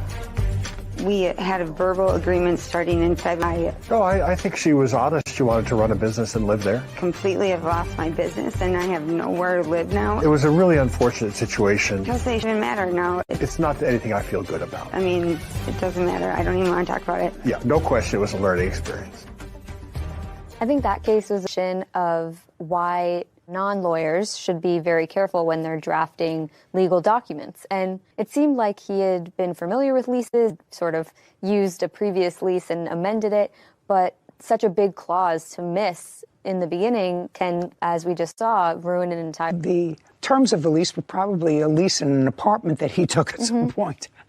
I think when both parties relied on something that was not, that a court has to look at it and say, well, what damages did you suffer? The lease itself, as it was, I was holding him with his feet to the fire. I actually said to him, well, you wrote the lease, and a document is viewed most harshly in the law against the person who drafted the document. Was in trouble until I pivoted to the plaintiff. And it was clear that she was thoroughly aware of what was going on. Even in the documents, she said, well, I want my security deposit back and $2,000. But she had actually used his premises. She used it to live. I mean, the address is somebody was leaving mail. That's where they would leave mail. So she was getting mail there. She was living there. She was cooking there. She was sleeping there. And she knew of the condition as well. So it wasn't a lease that was signed. She had been to the premises. Right. She knew the state in which it was in. So. Right. And she appeared to me to be a clever lady. She went down to Florida when it was cold.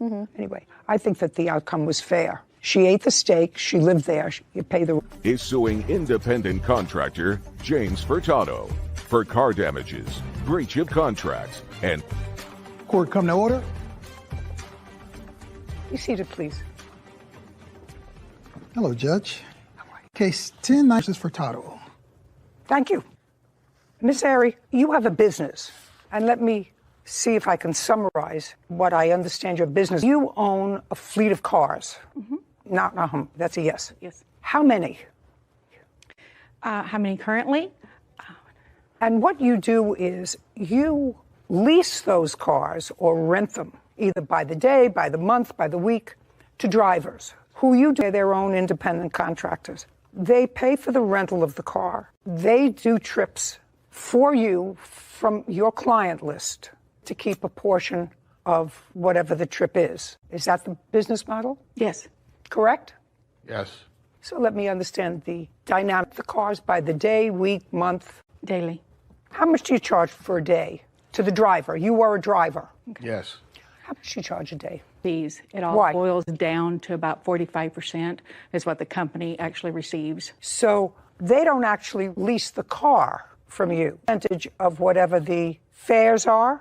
Yes, what the fares are, exactly. Okay. So they don't, say, pay you $100 plus a work in your car, and what they pay you is 45% of whatever they collect that day. Yes. It works? No. Okay. How does it work? Depending on how she sees that the money is going in for that driver that day, she either 5%, 35%, or she decides to do it 50-50, whatever she wants to do. Okay. And we are... But what you don't do is pay her for the car. Yes, we do. You do? Yeah. How? It's either depending on if Dodges, $7, maybe $5 a day. If it was one of the Mitsubishis, $10 a day. So in addition to whatever pay for the car per day. Plus $2 for each dispatched call, plus $1 for a deductible a day, $1 for escrow. Per day? Per day. Does that sound right? Not all of it. What part is not right? Okay. The fee of $2.05, that does fluctuate. I know it's nothing, but if you look at it towards a long period, it is. But everything else... Keep going. And everything else is correct. Yes, so it's close. You do, in fact, charge per day to rent the car. That's a yes. Yes. And that's a yes. Yes. Even the amount of money. Yes. But you do charge them. Okay. And you, Mr. Furtado. Yes. Mr. Furtado had driven your cars a period of time. For how long, Miss Airy? Since April of 2020 till July of 18th of 21. Had he driven every day, 7 days a week, 5 days a week, 4 days a week? Usually 5 shifts. 5 shifts, which is 5 days. Correct? Sometimes. Okay, sometimes more. Sometimes more, sometimes less, depending if there was a situation with me. Okay. In July of 2021, there was an incident. And according to you, the incident, which will be described to me later, resulted in Mr. Furtado in telling him that you were placing him on suspension. That's what you say in your complaint. You then say, Mr. Furtado says, then I quit. Asked him to return the car. He said, you want the car? Come get it. It's in my driveway. When you went to get the car wasn't there. Mr. Furtado told that he had called a towing company. He says he called a towing company, pick up the car because he was afraid that you would, I'm telling you what you wrote, the towing company because you were afraid that the plaintiff would call the police and report the car stolen. And she said she'd be there in an hour. She was, so you called the towing company. So what you're suing for is damage to the car that you say that the defendant did to the car. I don't know what that is. Loss of business, tow fees, and harassment of clients. The harassment of clients, the only thing that you allege in your complaint is that he passed out to drive independently of your company to your clients. That's the only allegation in here. Is that correct? I have a couple of more. It's the only complaint. Okay. With regard to your clients and harassment, unless I'm missing something. Well, also the harassment could be to another worked with. And oh, no, that's not pled in your complaint, so I'm not paying any attention to it. So the harassment of clients. Sherry Airy claims independent contractor James Furtado owes breach of contract and tow fees. James is countersuing, claiming he was wrongfully terminated by Sherry. Now, I am taking that he did, in fact, give out his business cards to your clients. I'm taking that as a fact. Yes, but there's also a text stating from one of the clients that just a second. Arrest her. I'm not taking a text from a client. Okay. That's hearsay. Okay. What I'm saying is if a person has a claim against harassment, that person can file a complaint, and that complaint will be heard by a court. But handing out business cards is not harassment. It may be a violent contract that you have with him, and that I'll, of course, see, because you do have money owed for breach of contract. But harassment, now, damages to the car. On what date did you pick up the car from the towing company? I think the 18th, the same evening. And what ledge was done to the car? Well, we have a camera system, and it also is connected to a gateway. And he actually ripped it off, cut it off, and the way he ripped it off ruined both vehicles. And also, well, was it left in the car? Yes, it was. It was left in the car, but it was taken apart. It was cut and pulled. Yes, see a photograph of it. Here's pictures of the vehicle. How long had Mr. Furtado had the car, that particular car? He's had it actually when he started to help out. Did he have it July 16th? Yes. July 14th? Yes. Okay. Is that correct? So yes. The unit that you are referring to was operable on July 14th and 15th. I have pictures of him same day. May I see that? Yes. And also the GPS, which shows that too.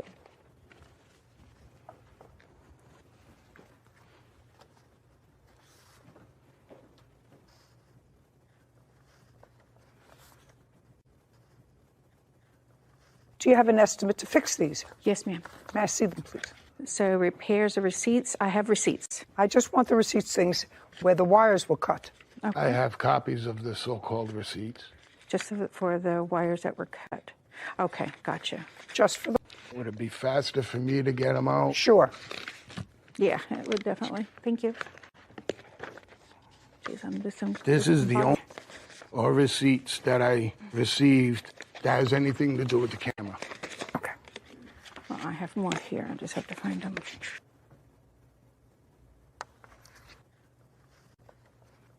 was $85. Is that correct? No, 85 was just if it was operable any longer. Labor of installing or servicing, $80. Okay, what I have here is the cost of the equipment itself. Just a second. Install this yourself, sir? No, ma'am. She did? Yes. Yeah, but you cut the wires. Yes. There's no question that you cut the wires. I can't argue about that. I'm perfect. I got it. then just show me the paid bill to reinstall, if all. It has not been reinstalled yet. I have not received the equipment yet. From whom? A company that actually. Well, how do I know what it costs? It's right here, ma'am. Okay. Bill, and I also have some other stuff here too. Don't give me a lot of other stuff. Okay. Stuff I gave up about 15 years ago. Just give me the bill. I do have the rate of 5 here at $1,800 and some odd dollars if you need that. How come you vandalized her car, Mr. Furtado? The wires itself. Just aggravated with the day. Okay. Honest, aggravated, costs money to be honest and aggravated sometimes. Okay. Now, what other damage do you allege to the car? Also, he used in the vehicle that damaged a lot of the interior. Can I see photographs of that? May I say something about that? Absolutely. Your Honor, I had her permission to put up signs because it made it easier for the customers. I'm not talking about signs. She said you superglued The purposefully. Signs. The signs. Signs. She's going to show me if it's Yep. where signs would ordinarily go. No problem. No problem.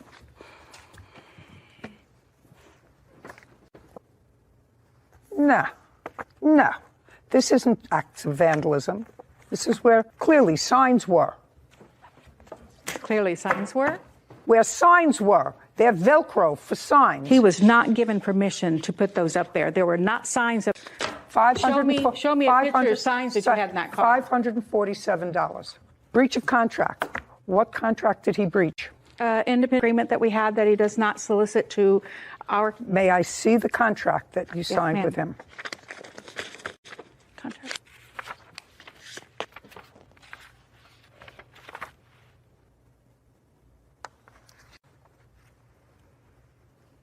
You have him? Yes, it's the very back one. Did you sign this agreement? Is that the way you sign your name? Well, The back one. That's just for a the sec. electronically. Just a It's sec. the yes. Second to the back one. Yeah, that's the way he signs his name. That's the way he signs it here. Okay. Your Honor, about that, though? I'm going to read it first. Okay. Just a sec. Don't say anything. No problem.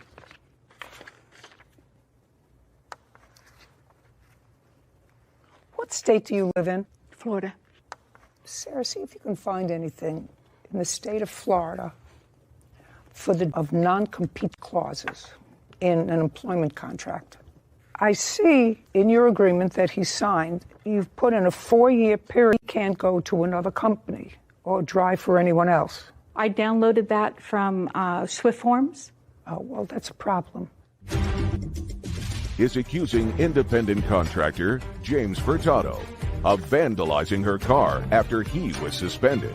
James claimfully terminated by Sherry. I see in your agreement that he signed, you've put in a 4-year period where he can't go to another company or anyone else. That's usually, I thought that, I downloaded that from Swift Forms. Oh, well, that's a problem. Okay. Find that 4-year non-compete clause in this kind of situation unconstitutional. I can understand that if you're fired or discharged or you quit one company, I can absolutely understand the provision in this contract that I guarantee you he didn't read. Not allowed to solicit business by handing out business cards. You're not allowed to do that in here. I understand that. Okay. That's not harassment. No. It says that to solicit business from any of her clients for yourself. That's what it says. Okay, so you can't do that. And for that, I'm going to probably another $10 to the damage to the car. Did you find anything? Yeah, so it's a reasonable standard. So Well, I find if in the standard is a reasonable period of time, I find 4 years totally unreasonable. Okay. But most contracts, if you can eliminate one clause that makes other legal, you don't necessarily have to void the entire contract. And there are other provisions in here that clearly lay out the responsibility of both parties to the contract. So I am deleting because it's an unreasonable period and therefore unconscionable and therefore depriving the ability to work and earn a living, the 4 years that you've placed in here. So that part I'm absolutely eliminating. And is that the breach of contract that you would? Soliciting to the clients that we have in our contact list. Well, he's not allowed to do that. You're not allowed to use her contact list. I don't know what contact list she's talking about. The soliciting I did was... Hands out cards. The cards. But if you look on that card, Can I give you this? Doesn't say nothing on that card. It just has my personal information. Well, it gives you personal information in the event that they want it independently of her, which means that if they contact you independently, you would charge them less than if they went through the company. That's what it means. Okay. Right? Yep. Okay, so that's going to cost you $10. May I say That's something going to else cost you about this? $10. Ooh. That's going to cost you $10. May I say something about this now? Okay. How much did you pay in tow fees to get the car from? $125. $125. So far, he owes you $600. That's for the damage to the car from cutting the wires at the maximum price that you gave me. $129 for some other gizmo for passing out his business cards, which is a no-no, and $125 for towing, because you shouldn't have had the car towed, sir. You had the car towed because you were angry to get the car out of towing. Now, you have a counterclaim for wrongful termination. Explain that to me. I believe that once Sherry says you're suspended, she gets the car back, you're really fired. Because she don't like to fire people. Well, do you know why she was suspending you? Just because I made a comment to another driver. Okay. What was the comment? And what was It was about how the driver did not put the pictures and condition of the cars at the beginning of the shift like everybody. And I just asked her why, and she came back and said, well, it's really none of your business. And then I had another cocky, but it's still... I would believe that. It's still kind of clean, though. It's not really bad, but... And she said, then you're suspended. Minor, yeah. Okay. And then you said, I quit. I've been telling her for months, I don't play the suspension game. If you're going to work me, work me. If a day I quit. She knew that. Okay, well, don't tell me what you knew. Did you say I quit? Yes. Oh, okay. Fine. Good. Then you have no claim. You quit. Okay. So, Miss Ari, the amount of money you were requesting on this claim is $8,000. Actually, stretching as far as I can stretch them, your total damages is $682, and that's what I'm awarding you on your claim. The counterclaim is dismissed. We're done. Thank you. Court is adjourned. Judge Judy always judges fair and just. I think it was fair. What he did was unjust to the company. Lies and nothing. He constantly disrespected other people. About me being a bad driver, me giving an attitude. Constantly going off on dispatchers and just leaving so much stress with everyone that worked with him. I've got so many reviews. If you was to go on that website and Google, maybe about 30 of the review me with a good attitude and everything else. I mean, Velcro and super glue all over the car. I don't know what she's talking about. He did not have to. Got on your nerves, so I guess I was just over the limit that day that, all this happened, and I couldn't believe it. watch out for who you work for. So although Florida does have a reasonable standard for non-compete clauses and how long they can last, the quick research I was able to do, courts in Florida seem to deem anything under 6 months as reasonable and anything over 2 years or in need of more information of why you need your non-compete clause to last for that long. So yeah, it just didn't sound right to me. I mean, he did intellectual property that had to be protected for a long period of time, and he earned his living by driving cars. What we're supposed to do for 4 years. Yeah. As I may take a different job, but I'm not going to be a ballet dancer. I'm always going to stay in my lane. So to prevent him from staying in his lane for 4 years was outrageous. People should take that as a lesson. When you download forms, P.J. Carter for breach of contract and fraud. Court come to order. All right. Thank you. Have a seat, please. Hello, Judge.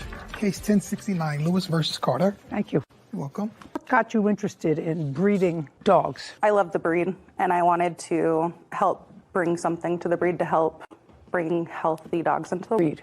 Bull Terriers. Had you ever had a Bull Terrier before? Yes, I actually found one for my husband. Where did you get the one that you got for your husband? On Facebook. He wasn't AKC registered or anything.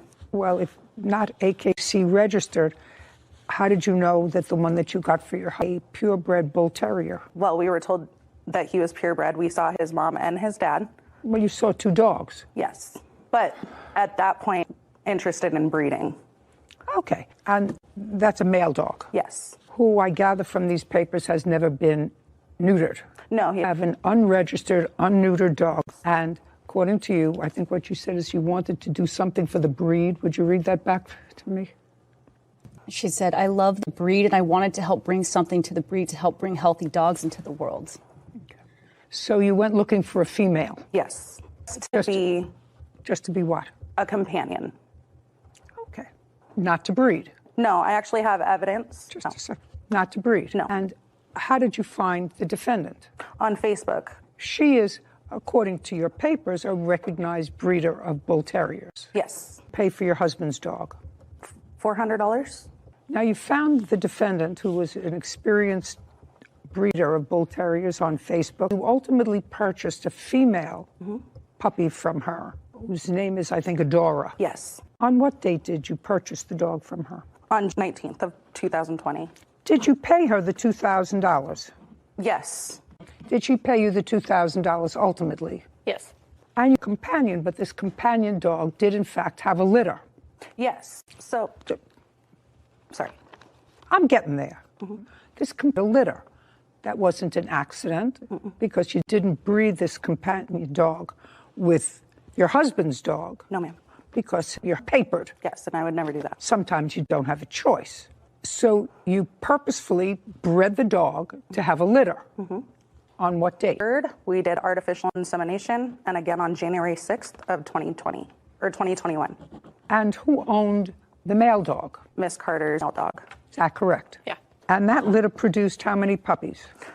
6. Now, when you purchased this puppy, you had a co-agreement with the defendant? We did not. She gave me a year because she said that we were very knowledgeable with dogs, so on and so forth. She what? To figure out if we wanted to breed her or not. At that time, we could enter a co-own agreement. Okay. So when did you, in fact, enter into the co? If the dog was bred in January with a friend of hers, there evidently was a meeting of the minds that you were going to use this dog for breeding purposes. Yes. So then you entered into a co-ownership agreement, which I'd like to look at. Yes. Because it has terms on it. Kevin? She was paid off, was on... Just a second.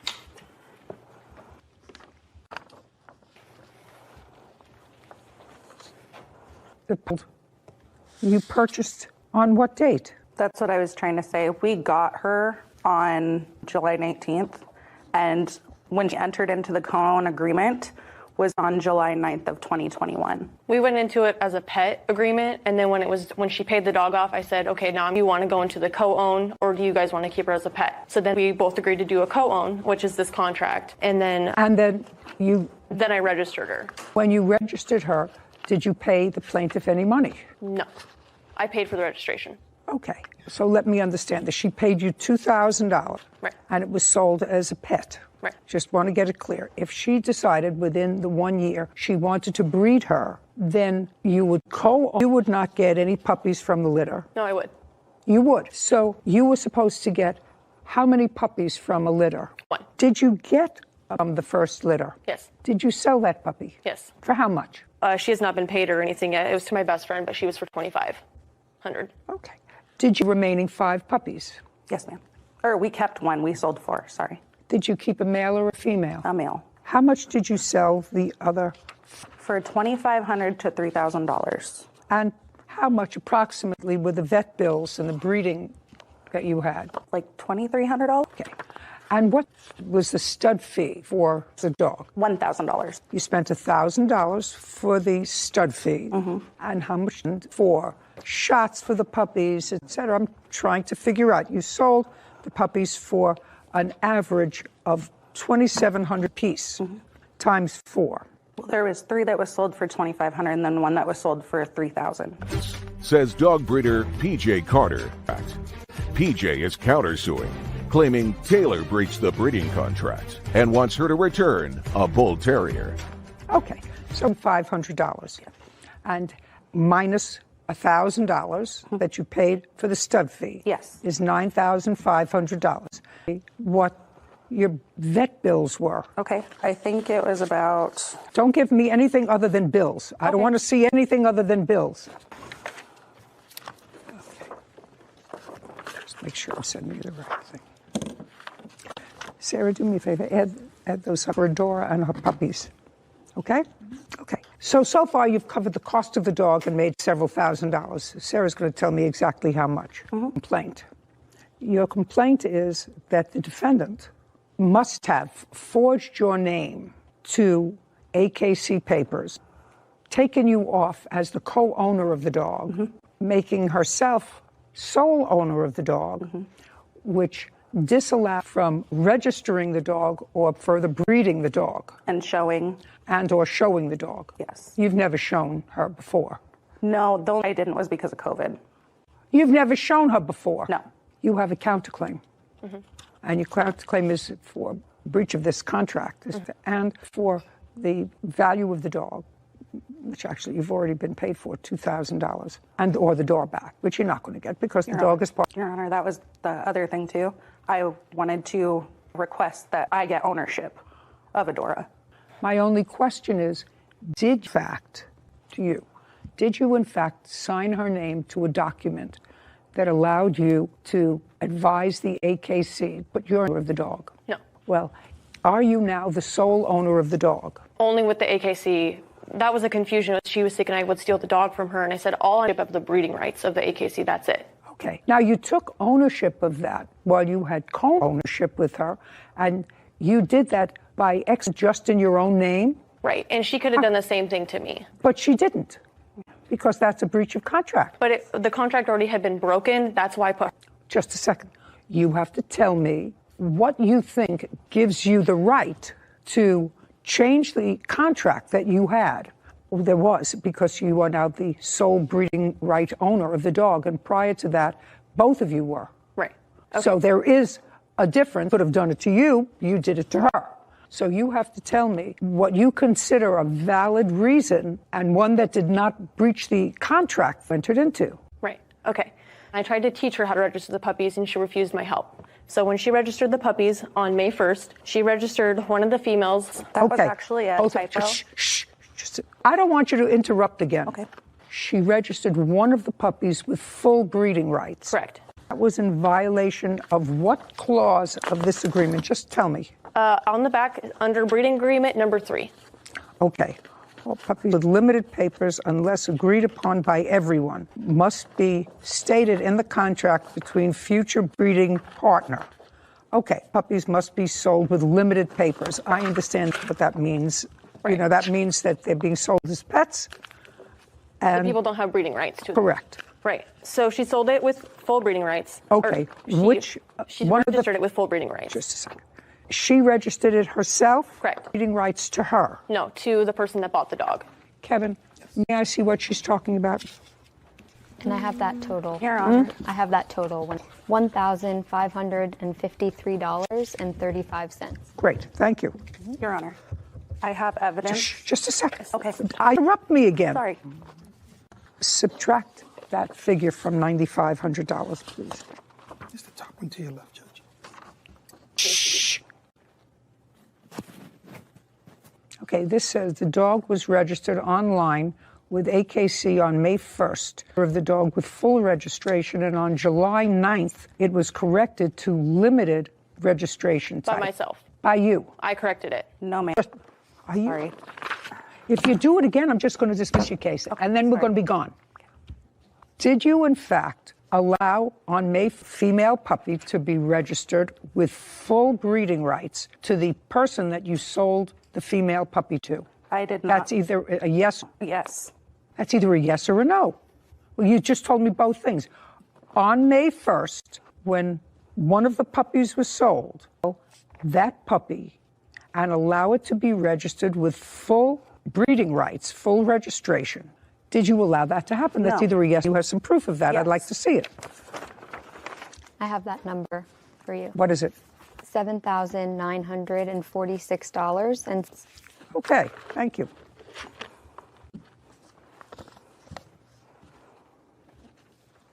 Okay, so according to this, the animal was sold with limited, full co-own. I don't know what that means. And it says that said dog must be altered, and a copy of the alter certificate must be sent to the seller. I don't know what that is that you're looking at. Well, this looks like Is that the contract between her? This is a contract between her and the person to whom she sold the puppy. Okay? You can show it to the defendant. Just look at it before you explain it.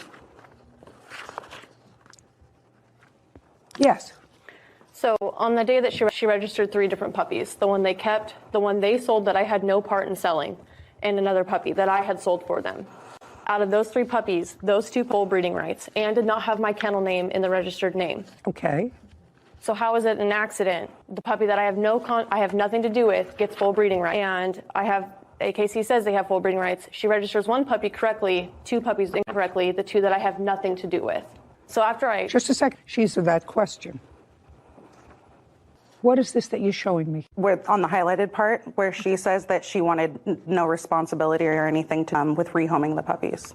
But you're not rehoming them. You're selling them. Sorry. She doesn't. What does that have to do with... Well, she was saying that she wasn't part of it. No, she doesn't have to be consulted about the buyers of your puppies. Taylor Lewis has accused dog breeder Pete of breaching their contracts and falsely claiming full ownership of their bull terrier.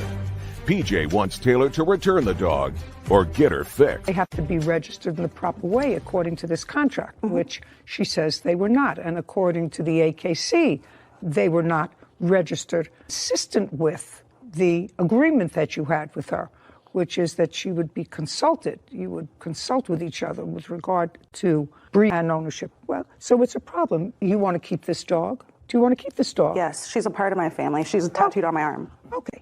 And so far, according to Sarah's math and according to my figures, $10,500 less $1,000 for breeding rights. You had some $1,500 expenses with regard to the breeding of this dog, which leaves you with a net profit of almost $8,000. Okay, that's not bad. And if you deduct the $2,000 that you paid for the dog, you come out with a nice net figure. Yes. My question is, there was some discussion in the paperwork. You have a male dog at home that you believe probably is a bull terrier. You paid $400 for it, so I kind of doubt it. Dog is not neutered. Is it now? He was going to be now after this whole situation. Well, that was a shoulda, woulda, coulda. This has been going on for a long time. April, May, June. 2 years. It's been going on for a long time. So it took them a long time to get brains that you don't if you have no intention of, doesn't have an AKC bloodline. And if you, as you said in the beginning, wanted to bring something to the breed, you don't bring something to the breed, allowing a situation to exist in your home where there could be an accident. Yes, ma'am. I totally agree. But I did want to show you that PJ, at first, when we were talking about breeding and everything, that we had no intention of breeding, and we would get her spayed before we got, as well as she came back and asked if we would stud him. Okay, now I'm listening to you. So you have no further intent of breeding Adora? No, I was going to breed her one more time, just not with our male. That's a problem. Okay. I don't have to. I just want her to be my pet. Fine. If you just want her to be your pet and you just want to own her, then that seems to be, even for the defendant, a perfectly and obvious choice. You have her neutered and she will consent to removing her name as co-owner. Is that right? Yeah, I told her I'd pay for Just a second. If that's what you're telling me, that's what you want. You want this dog in your name. You want to own her completely with issue with the defendant. Yes, I wanted to be able to show her, and that was it. Just a second. Well, you can't show her if she's fixed. I know. You know, I know a little bit. I know just a little bit about I that. know. Okay. So if you tell me, this is very easily resolved, that at this telling me that you would rather have her as a pet, she's part of your family, and you will have her neutered. And then the defendant will turn over her papers to you, she dog, for all purposes. You can take her, you can show her around wherever you want to show her, where they allow neutered dogs to be shown. If you're smart, neutered, you don't have, there's no reason for him to be not neutered. And if that's what you agreed to do in what you're going to show me, I don't see that we have any problem here. What I was going to show you. What I was trying to say is just at the end of the day, I just want my dog. But I wanted to be able to show her. I wanted to be able to. You can't have that without the agreement with her. That was your original contract with her, that she co-owns the dog. You want the dog, that's the contract. That's going to stay dog all for yourself, and you have nothing to do with the defendant anymore.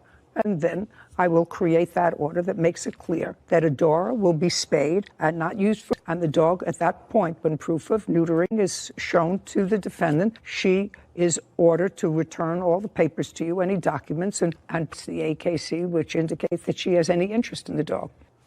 Okay.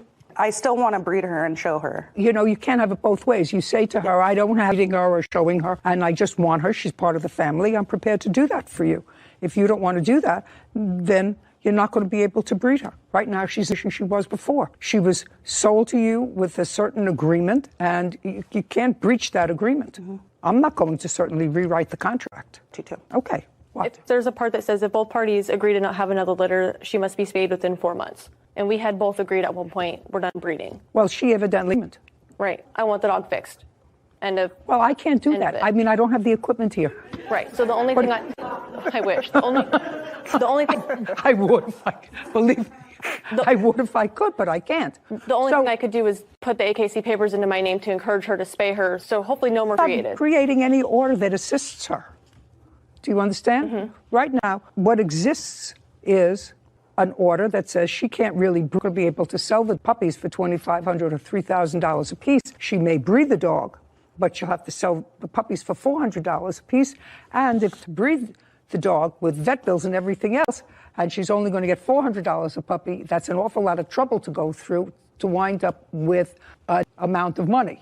Right. So because I'm not getting the dog back, that's why I was doing the counterclaim. You're not. You fixed the problem. You did that. Your choice. Want to have the dog neutered? She gives you the dog. Okay. You got it? Yes. Perfect. We're done here. Court is adjourned. At the end of the day, I'm happy that Adora is coming home with me. I try to be an ethical breeder, and these dogs are my lifelong problem. She wanted more money. That's what it was. Get them until they die. No, it's interesting. The defendant in that case was really interested in the breed, and she was an experienced breeder. Question that the plaintiff and her husband were just getting into it. It's and not just a hobby. You have to. It's not just a hobby. You have to make sure you have the proper home, the proper papers, the proper and everything. Because what the plaintiff said was, she got interested in breeding because she wants to enhance the breed. Well, I think that if you're going to breed animals, you have to. It has to be more than just a hobby. Just a hobby. And I say that having experienced it once and been once, it has to be more than just a hobby. You really have to be smart and committed. Robinson is suing his jet ski renter, Stephen Rigby, for breach of contract, property damage, and... Court come to order. Be seated, please. Good morning, Judge. Good morning, Kevin. Morning. Case number 1152, Robinson versus Rigby. Mr. Robinson, tell me about this business that you're running. Yeah, so I started renting wave runners because I just really enjoyed wave runners in around April 15th. Of what year? Of this year, 2021. What did you do before April of 2021? I have a normal day job. I work in the finance. Do that, but this was a side business for me where I was going to make extra income and also enjoy myself on the beach and take out the wave runners myself. How many did you... off with just 2 wave runners. Did you add to the number of wave runners that you had? As soon as I sold the business, because after this incident, I just sold the business. I couldn't handle it. Have the business. No longer have the business. So you had the business from April of 2021 until... July 2021. Yeah. And when you say you sold the business, what did you sell of the business, or did you just sell the jet skis? I sold the jet skis and then... Oh, stop there. Yeah. Them in April 2021, how much did you pay for them? I paid, let me just pull up the receipt. I want to get this exactly right. Absolutely. And everything, it came out to $26,856. That's for the wave runners. And then I bought a trailer with it. That was $21,000. And then other costs like life jackets, gas cans, came out to a total of $29,500. But you paid $26,000 for the jet skis. Yeah. Let's go back to business. You sold the business a few months later. Yeah. And when you sold the business, you sold the jet skis. Yes. Who did you sell them to? I sold them to my witness. Oh, Nathan, who missed the appointment. Yes. Yes. That's interesting. And did you create a bill of sale for Nathan? Yes, I did seller financing. He didn't have the seller financing. You have a contract of sale with him? I do, yes. I'd like to see it. Would you show me the contract of sale? Here it is.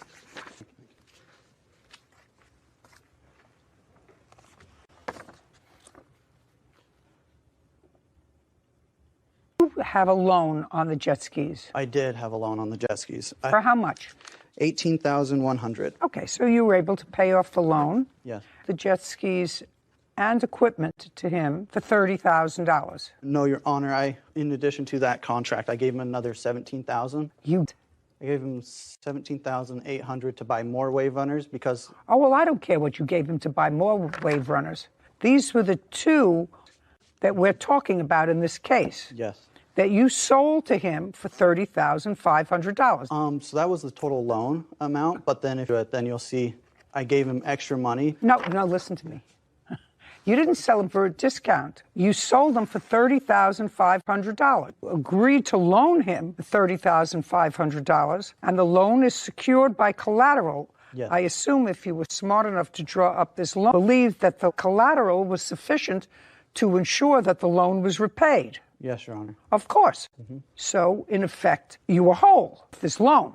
Now, it is your claim that you rented these jet skis to Mr. Rigby for a family vacation. Yes. And you were taking grandchildren. My son has a houseboat down at Lake Powell, and we've been doing this for years. For about 5 or 6 years, we've been renting houseboats for our grandkids to go down there. You mean jet skis? Wave runners. Okay. According to you, he rented them, and they were returned scratched.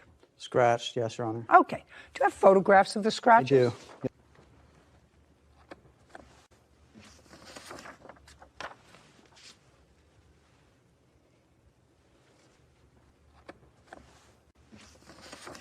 Did you ever arrive at your destination, Mr. Rigby? Yes, I did. With the jet skis? Yes, we did. Well, when you load them onto the houseboat, you can go wakeless. So they both worked just idling. So we loaded them onto the... Oh, did you use them, is my question. No. Neither one? We used the one a little bit. Okay. Do you know how it got scratched? Twice from him. We rented them once in May, and then this was the July trip. He charged my son for scratches on those. So my son told me, when you go to pick them up, take a video of the wave runners. I've got pictures of me on my phone, and I've got pictures here to show all the scratches on the wave runners. Oh, I'd love to see those. Yes. This is before we even picked them up. And I got a video if you'd like to see that, Your Honor. I absolutely would. So these were photographed for... Right in the yard before we even picked them up. Now I'd like to see your video, sir.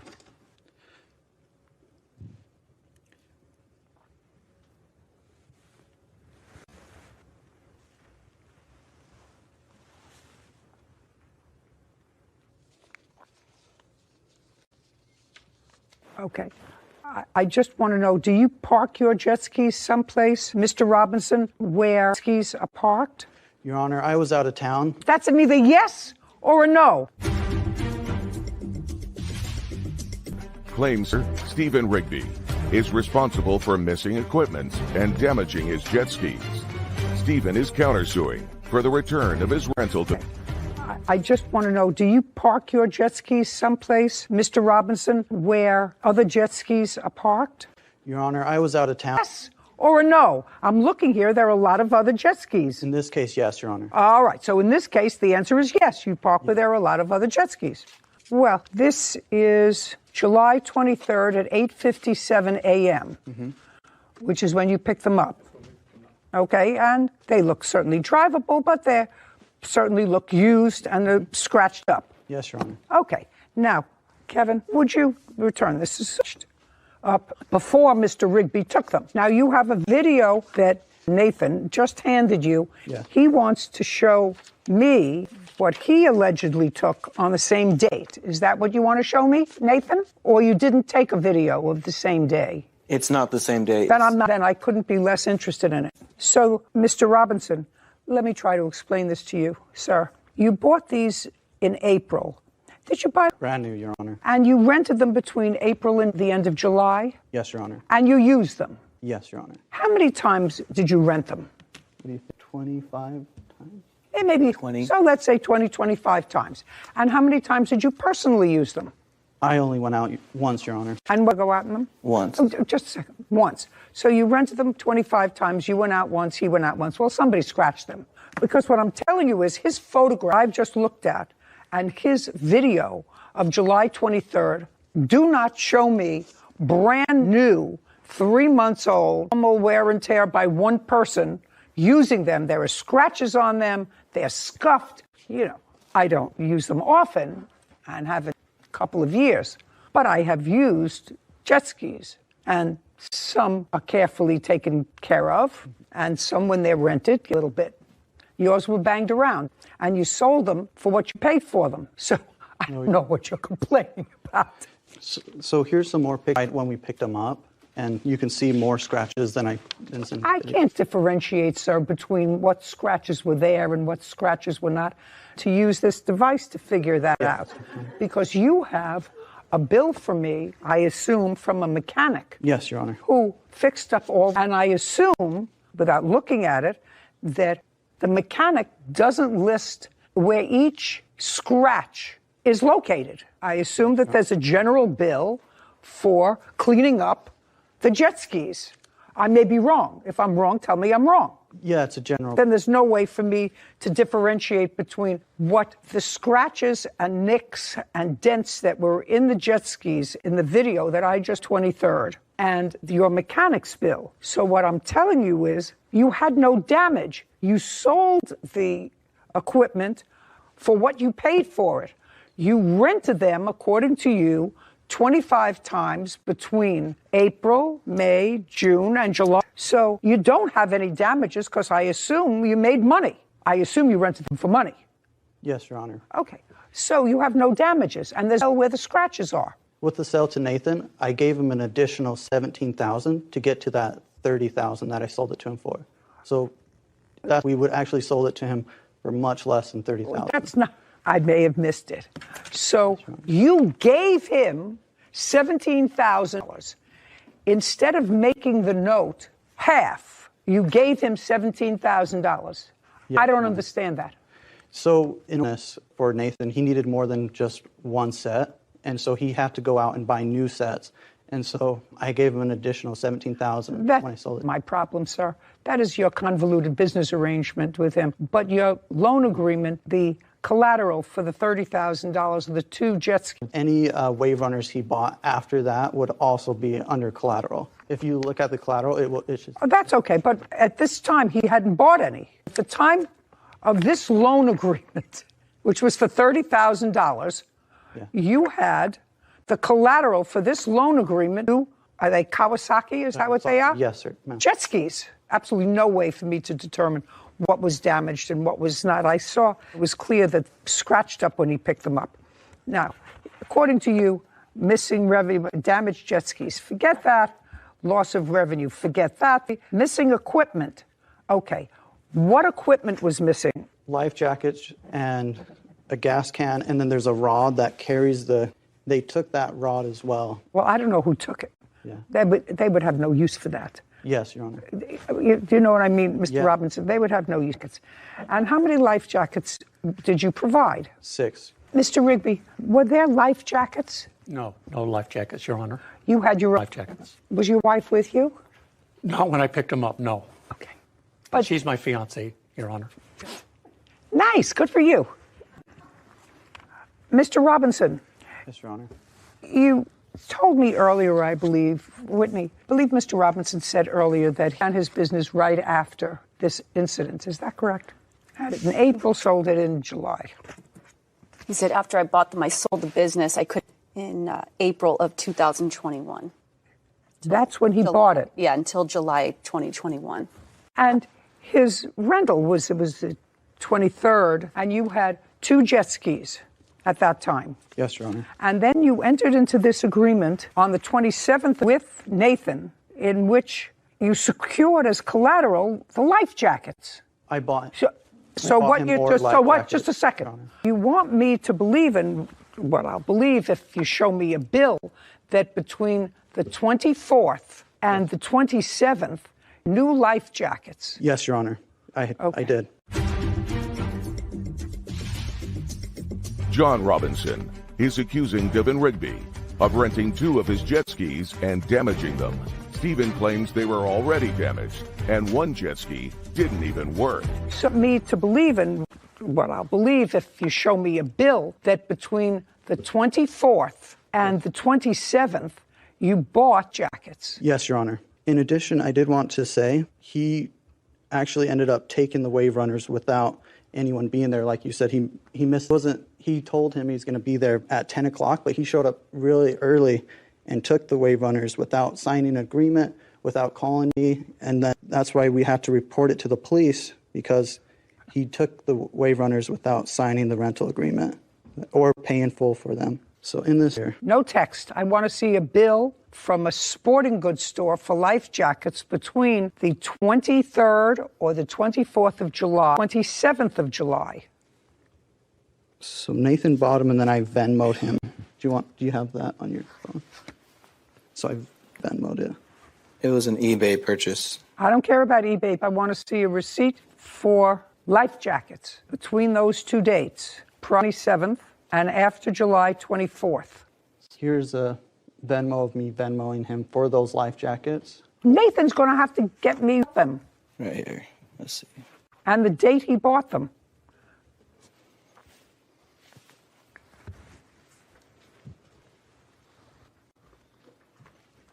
You bought one Exo Blue Universal Adult Size Life Jackets. Is that right? It was a pack of 4 or 5. For $59.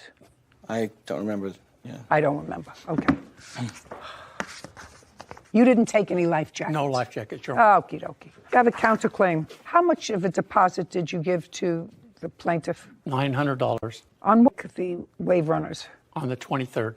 I see that you dropped them off someplace. We dropped them off back at the marina at Antelope. He told her to use the wave runners, so we had to haul them all the way back to the marina, and that was on the 25th. And tell me what happened with the pick range. Nathan over here, who I'm not interested in their business arrangements. It all sounds a little sketchy to me. He was out of town. Nathan would change with you, give you the paperwork. He was supposed to pay the balance on the 23rd, correct? Correct. And what time were you supposed to meet him? I got a text message, John Joseph, about a week before. I've been up to his house. I went up and inspected the wave runners. I seen what they looked like, and they were brand new. I was really, a week before we were to pick them up, before July 4th, it was on July 17th. He sends me a text saying, I'm out of town. You're going to have to pick them up. He gave me a name. He gave me an address. I've got the text that he sent me. I'm going to look at it. You want to look at it? Yeah.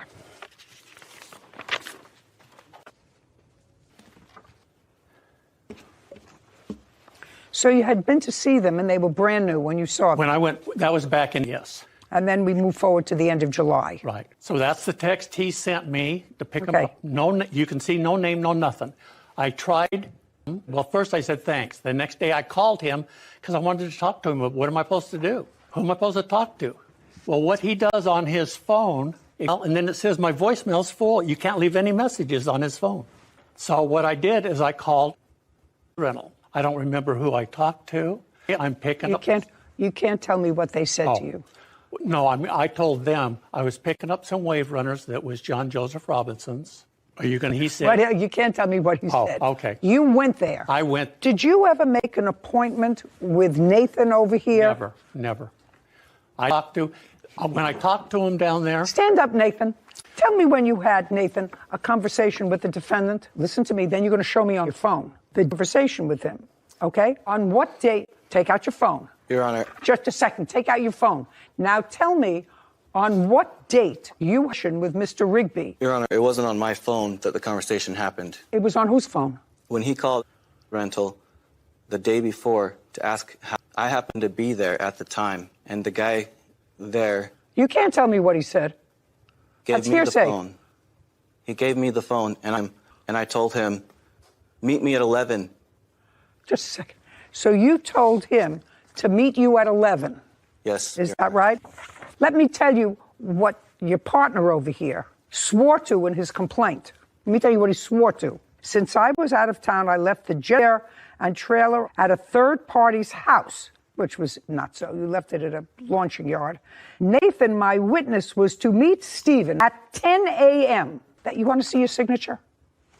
You got to get your story straight. Yeah. Do you understand? You got to get your story straight. The first thing that you have to witness is get your story straight. You owe him his $900 back. Is that what you paid him? That's what I paid him. That's what you're getting back.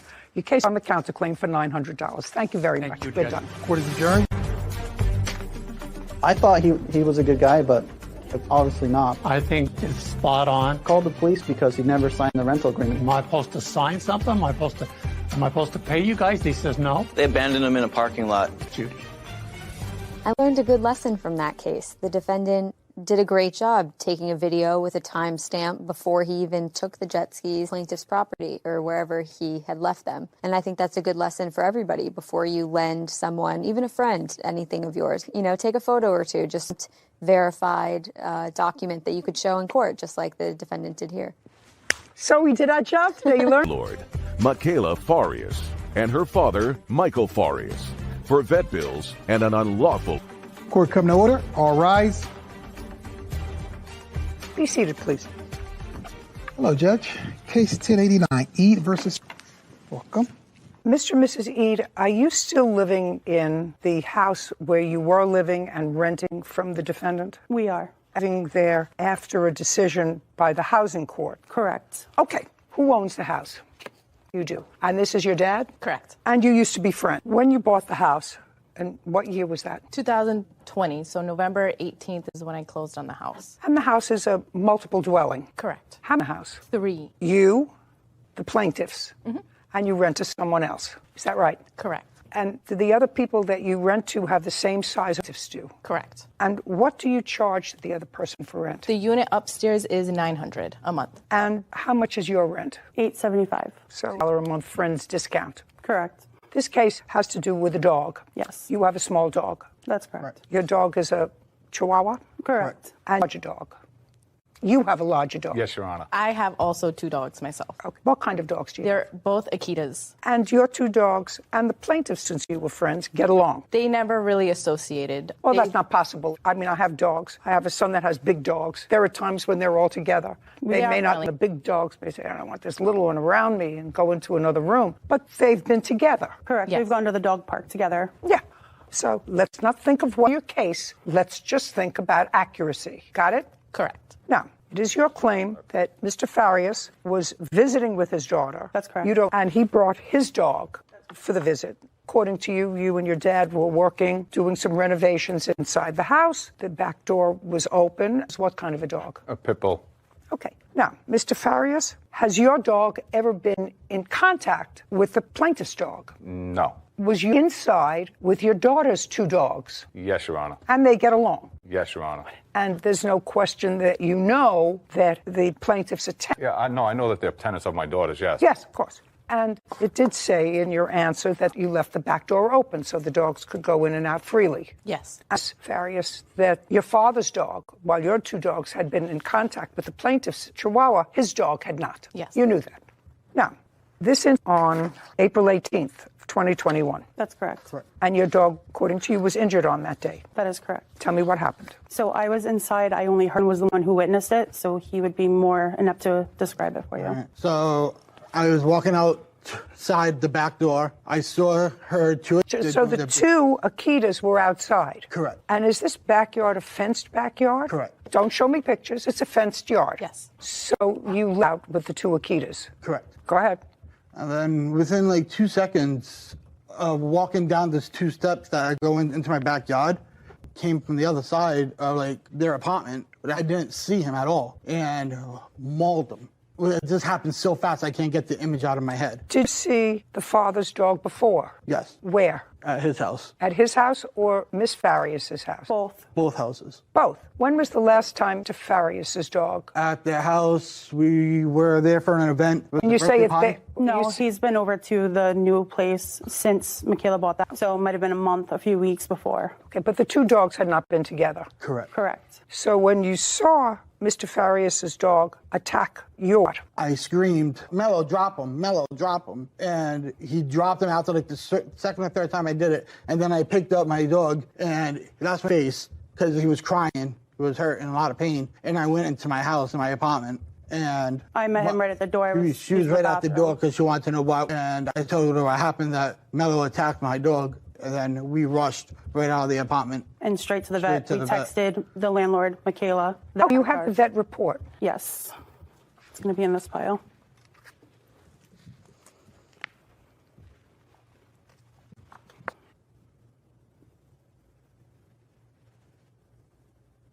How old is your pit bull? 4 years. Okay, these are medical records. Those are the records for every appointment that we've had, follow-up since the attack. And what was the total vet bill for your dog? With the vet bills, the Medicaid comes to $4,841. According to what I read, you and your husband made a GoFundMe page. That was after we tried contact. Whatever it is you did, I just want to find out whether you received any funds from the GoFundMe page. From the GoFundMe, we received $626.32. These were assessed. This is money that people donated to us. They should not be responsible for those. Just a second. Don't tell me what they should be. I'm just asking you.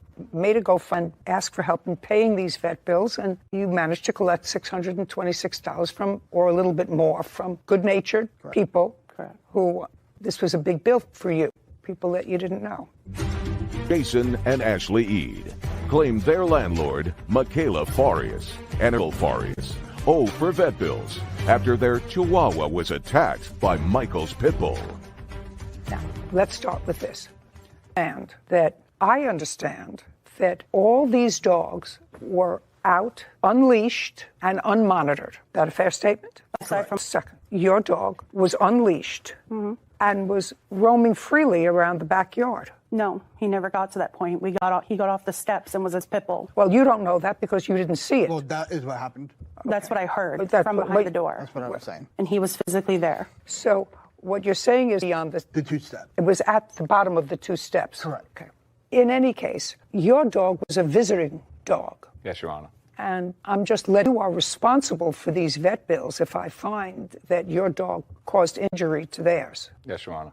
You understand? Yes. It would not be the same if it was two dogs, because that was a risk that they assumed because the dogs had played outside in the backyard together, according to you. Correct. So if they got in, that was sort of an assumption of the risk that a big dog can hurt a small dog. Correct. But your dog doesn't live there. Yes, Your Honor. They don't have to assume that you're visiting. Correct, Your Honor. You have a responsibility to keep your dog in check. Yes, Your Honor. Because you knew that they have a small dog. Your defense to this is that the incident never happened. Somebody want to stick up for that this incident never happened, that they took the dog immediately over to the vet after this incident, and that what the vet wrote, there was no weight bearing on one of the limbs because it had a compression as a result of being bitten or perhaps just picked dog. So I'm ready to hear whoever wants to talk. Your Honor, on the day that they say that this happened, okay, I was putting together a snap-together floor in my daughter's kitchen. Power tools being used, none of that stuff is being used, okay? It's just you pop it together and that's it. There's no noise, there's none of that.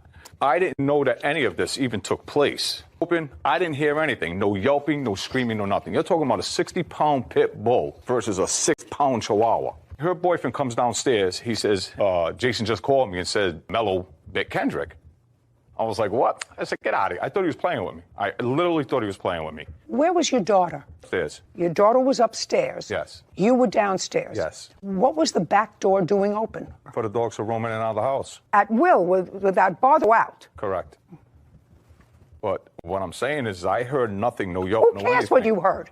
You know these people a long time. They were friends of your daughter's. In my house, they played with my dog. Just a second. You know these people for a long time. They've been to your house. You've been to their house. Before this incident, for how many years? Oh, 3, 4, maybe.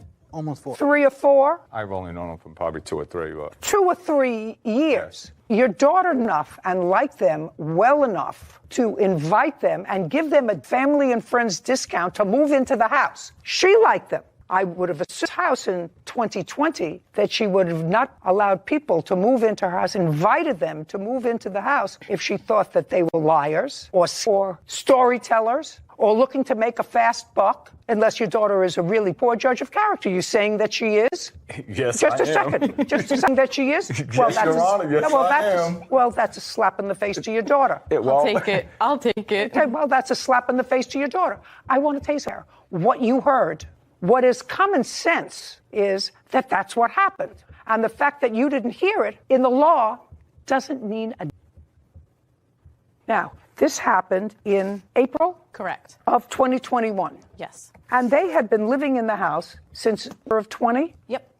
December. Yep is not an answer. Your Honor. Did they pay rent in December? Yes, they did. January? Yes, they did. February? March? Yes, they did. April? Yes, they did. So they paid rent in April before this incident happened. Then they presented you with a vet bill. And they present you with a vet bill. They never presented us with any bill. Did they ever discuss with you paying for the vet? They called asking for our homeowners. Not ours, your homeowner insurance. Well, they asked both of us for our separate homeowners insurance. Well, he can't get homeowners insurance if he owns a pit bull because they don't cover pit bulls on homeowners. They make you in Rhode Island. What? Your Honor, in Rhode Island, they make you get a special type of insurance for vicious dogs. But her dogs aren't categorized as vicious dogs. I'm not clear on that in the state of Rhode Island. Are they? Do you know? The answer is you I do don't not know. Okay. Could you look on information? Pit bulls and Akitas, state of Rhode Island, homeowners insurance. See what you can find while I'm continuing this anyway. Mr. Farias, I don't care whether you heard it or not for what happens with your dog. And if you let your father be there with his dog, you're the homeowner. You are likewise responsible. They asked you for your homeowner's insurance when they asked you. This never happened. Okay, so you said this never happened. Yes. And you said the same thing? Yes, Your Honor. Okay, I'd like to see, other than your statement that I didn't hear anything, evidence that you have. I heard the story, I read the vet report, and I read the vet information and follow-up. I'd like to see, other than I'd like to see any evidence. Well, Your Honor, we do have the police report here. I'd like to see it. Your Honor, pit bulls and Akitas are considered high risk for insurance purposes. Thank you. Do you have homeowners insurance? I do. Do you have special insurance for the Akitas? I'd have to look, but I'm purchasing the house. Your Honor, that's Just a lie. I didn't own. Would you not interrupt again? Great. I'm telling you this, two Akitas. They're on the list in Rhode Island. You have to advise your insurance company. Your rates will go up accordingly. Somebody's going to tag this case and say, you know what? I live near her. Something happens with one of her dogs. She's vulnerable. I could own her house. Do you understand? Correct. Yes, I do. Well, I would take care of it if I were you. That's not funny. It's not funny. Lead are accused Michaela Farias and her father, Michael Farias, of causing injuries to their dog after Michael's pit bull attacked their chihuahua. Now, they paid December, January, February, March, and April's rent. You filed for an eviction when? I started the process on June. June what? June 8th was when they were served the Just a second. July 8th. July 8th. My apologies. Who filed the papers? My lawyer did. So you on what date? So the date was May 21st of 2021. So April's rent was paid, and in May for an eviction. Did you tender May's rent? Yes. In what form? I believe it was a check issued directly to the defendant. Is that the way you paid rent in December, January, February, March, and April? A direct bank check? That's correct. Direct bank checks from their bank for December, March, April. Yes. Was a check tendered to you from May? Yes. Did you cash it? Yes. So they paid May's rent? They did. You filed an eviction, May 21. May I see the child?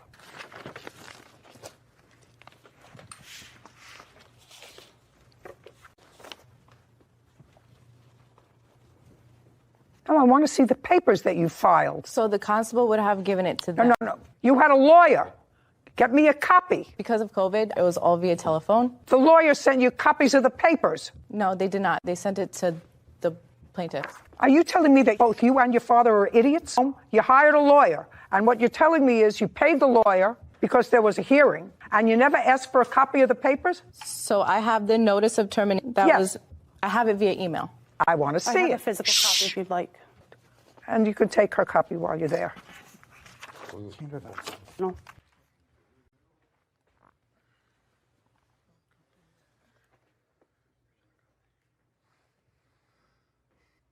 Well, this doesn't say the ground. This is a notice of termination of tenancy.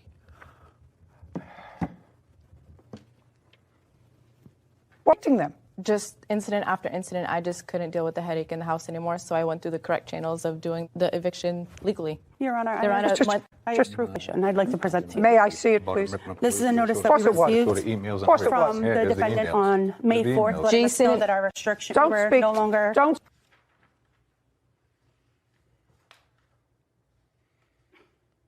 Did you go to trial on this case? We went to court and the two lawyers.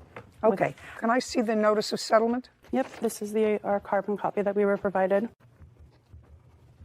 You have any other documentation from? I do not know. Okay, so the rent and use occupancy damages to be determined at a later date of the notice of eviction is stayed until October 1st. That's correct. That was the decision of the court. Did you pay rent in July? Yes. June of? That is correct. August? That is correct. You accepted the rent? No, I'd never received any drafted checks after June. I have proof of May all was the three. last. After June, may I see your bank statement, please? So these are two carbon copies of the checks for July and August, and the first two are the proof of the UPS check for July. The carbon copies are for August and September. So I'm going to tell you this.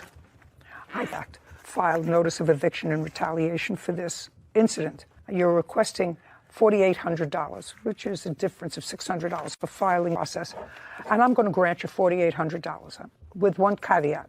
I'm going to say to you that this is a small property, and it would seem you would try very hard to extricate yourself from the defendant's home and find another place to live. Have you been looking? We already have a place secured. Great. And when does... October 1st. We're moving out September 30th from the location we're at now. Very good.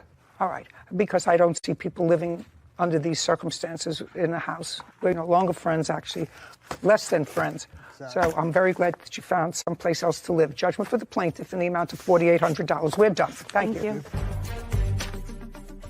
First off, that dog was a rescue dog. It already had injuries. Dog was never injured. Never injured. He actually of ours, like family members. They don't tell you in a vet report whether they're old injuries or new injuries.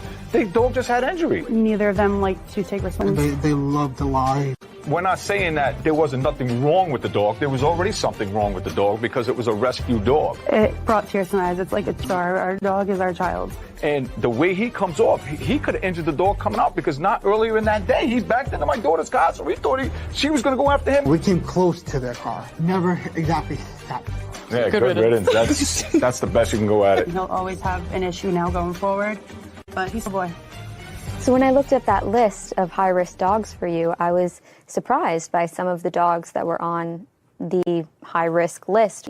And even beyond that, I didn't know that if you have one of these high-risk dogs, which I think might be different for every state, and you don't disclose that to you, if a situation like this happens, your insurance will deny your claim. So it's really important that people, if they have any breed of dog really, just to check the list, failing to disclose to their insurance company. Because if a freak accident happens, you They're may not lose your covered. house. You'll lose your house. Yeah.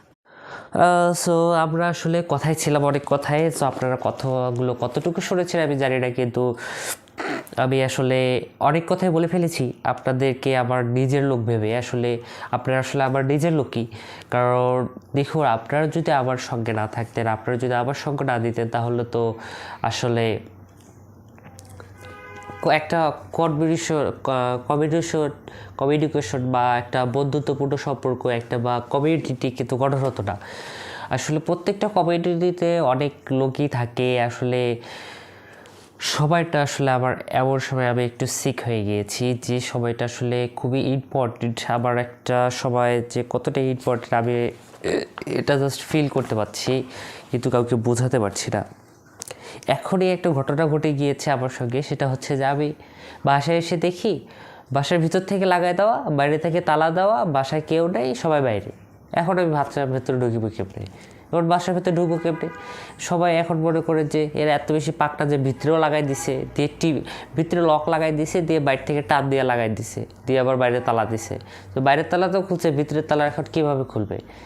এখন বাসায় তো কোনো লোকও নেই, আবার এআইও নাই যে আপনি বলবেন যে দিস ইজ মি, এটা আমি, আপনি দরজাটা খুলেন, পসিবল না। তো এখন মনে করেন যে এই তালার আবার চাবিও যদি ভিতরে থাকতো, এই তালার খুব কষ্টভাবে এই তালার চাবিটা কোনো রকমে বাইরে ছিল, দরজার। যদি এই তালা যদি দরজার ভিতরে থাকতো ভাই, তাইলে আপনি চিন্তা করতেছেন একটা কী পজিশন হইতো। আর তালা খদ্দি দিয়ে বাইরে বাইরে ভাঙার লাগতো, ভাঙার পরে ঢুকি আবার এটা মিস্ত্রি দিয়ে ঠিক করা লাগতো, মিস্ত্রি দিয়ে ঠিক করার পরে কত সময়তে যাইতো, কত কিছু হইতো আমি জানি না। আমি তো এই কথা ভাইবা আমার মাথা তো হট হয়ে গেছে যে কী করছে, আবার কখন ভিডিও বানাবো, কখন বসবো, কখন আপলোড দেবো, আমার ভিডিও কখন আপলোড হবে আমি কিচ্ছু জানি না। আমার মেজাজ তো পুরাই খারাপ।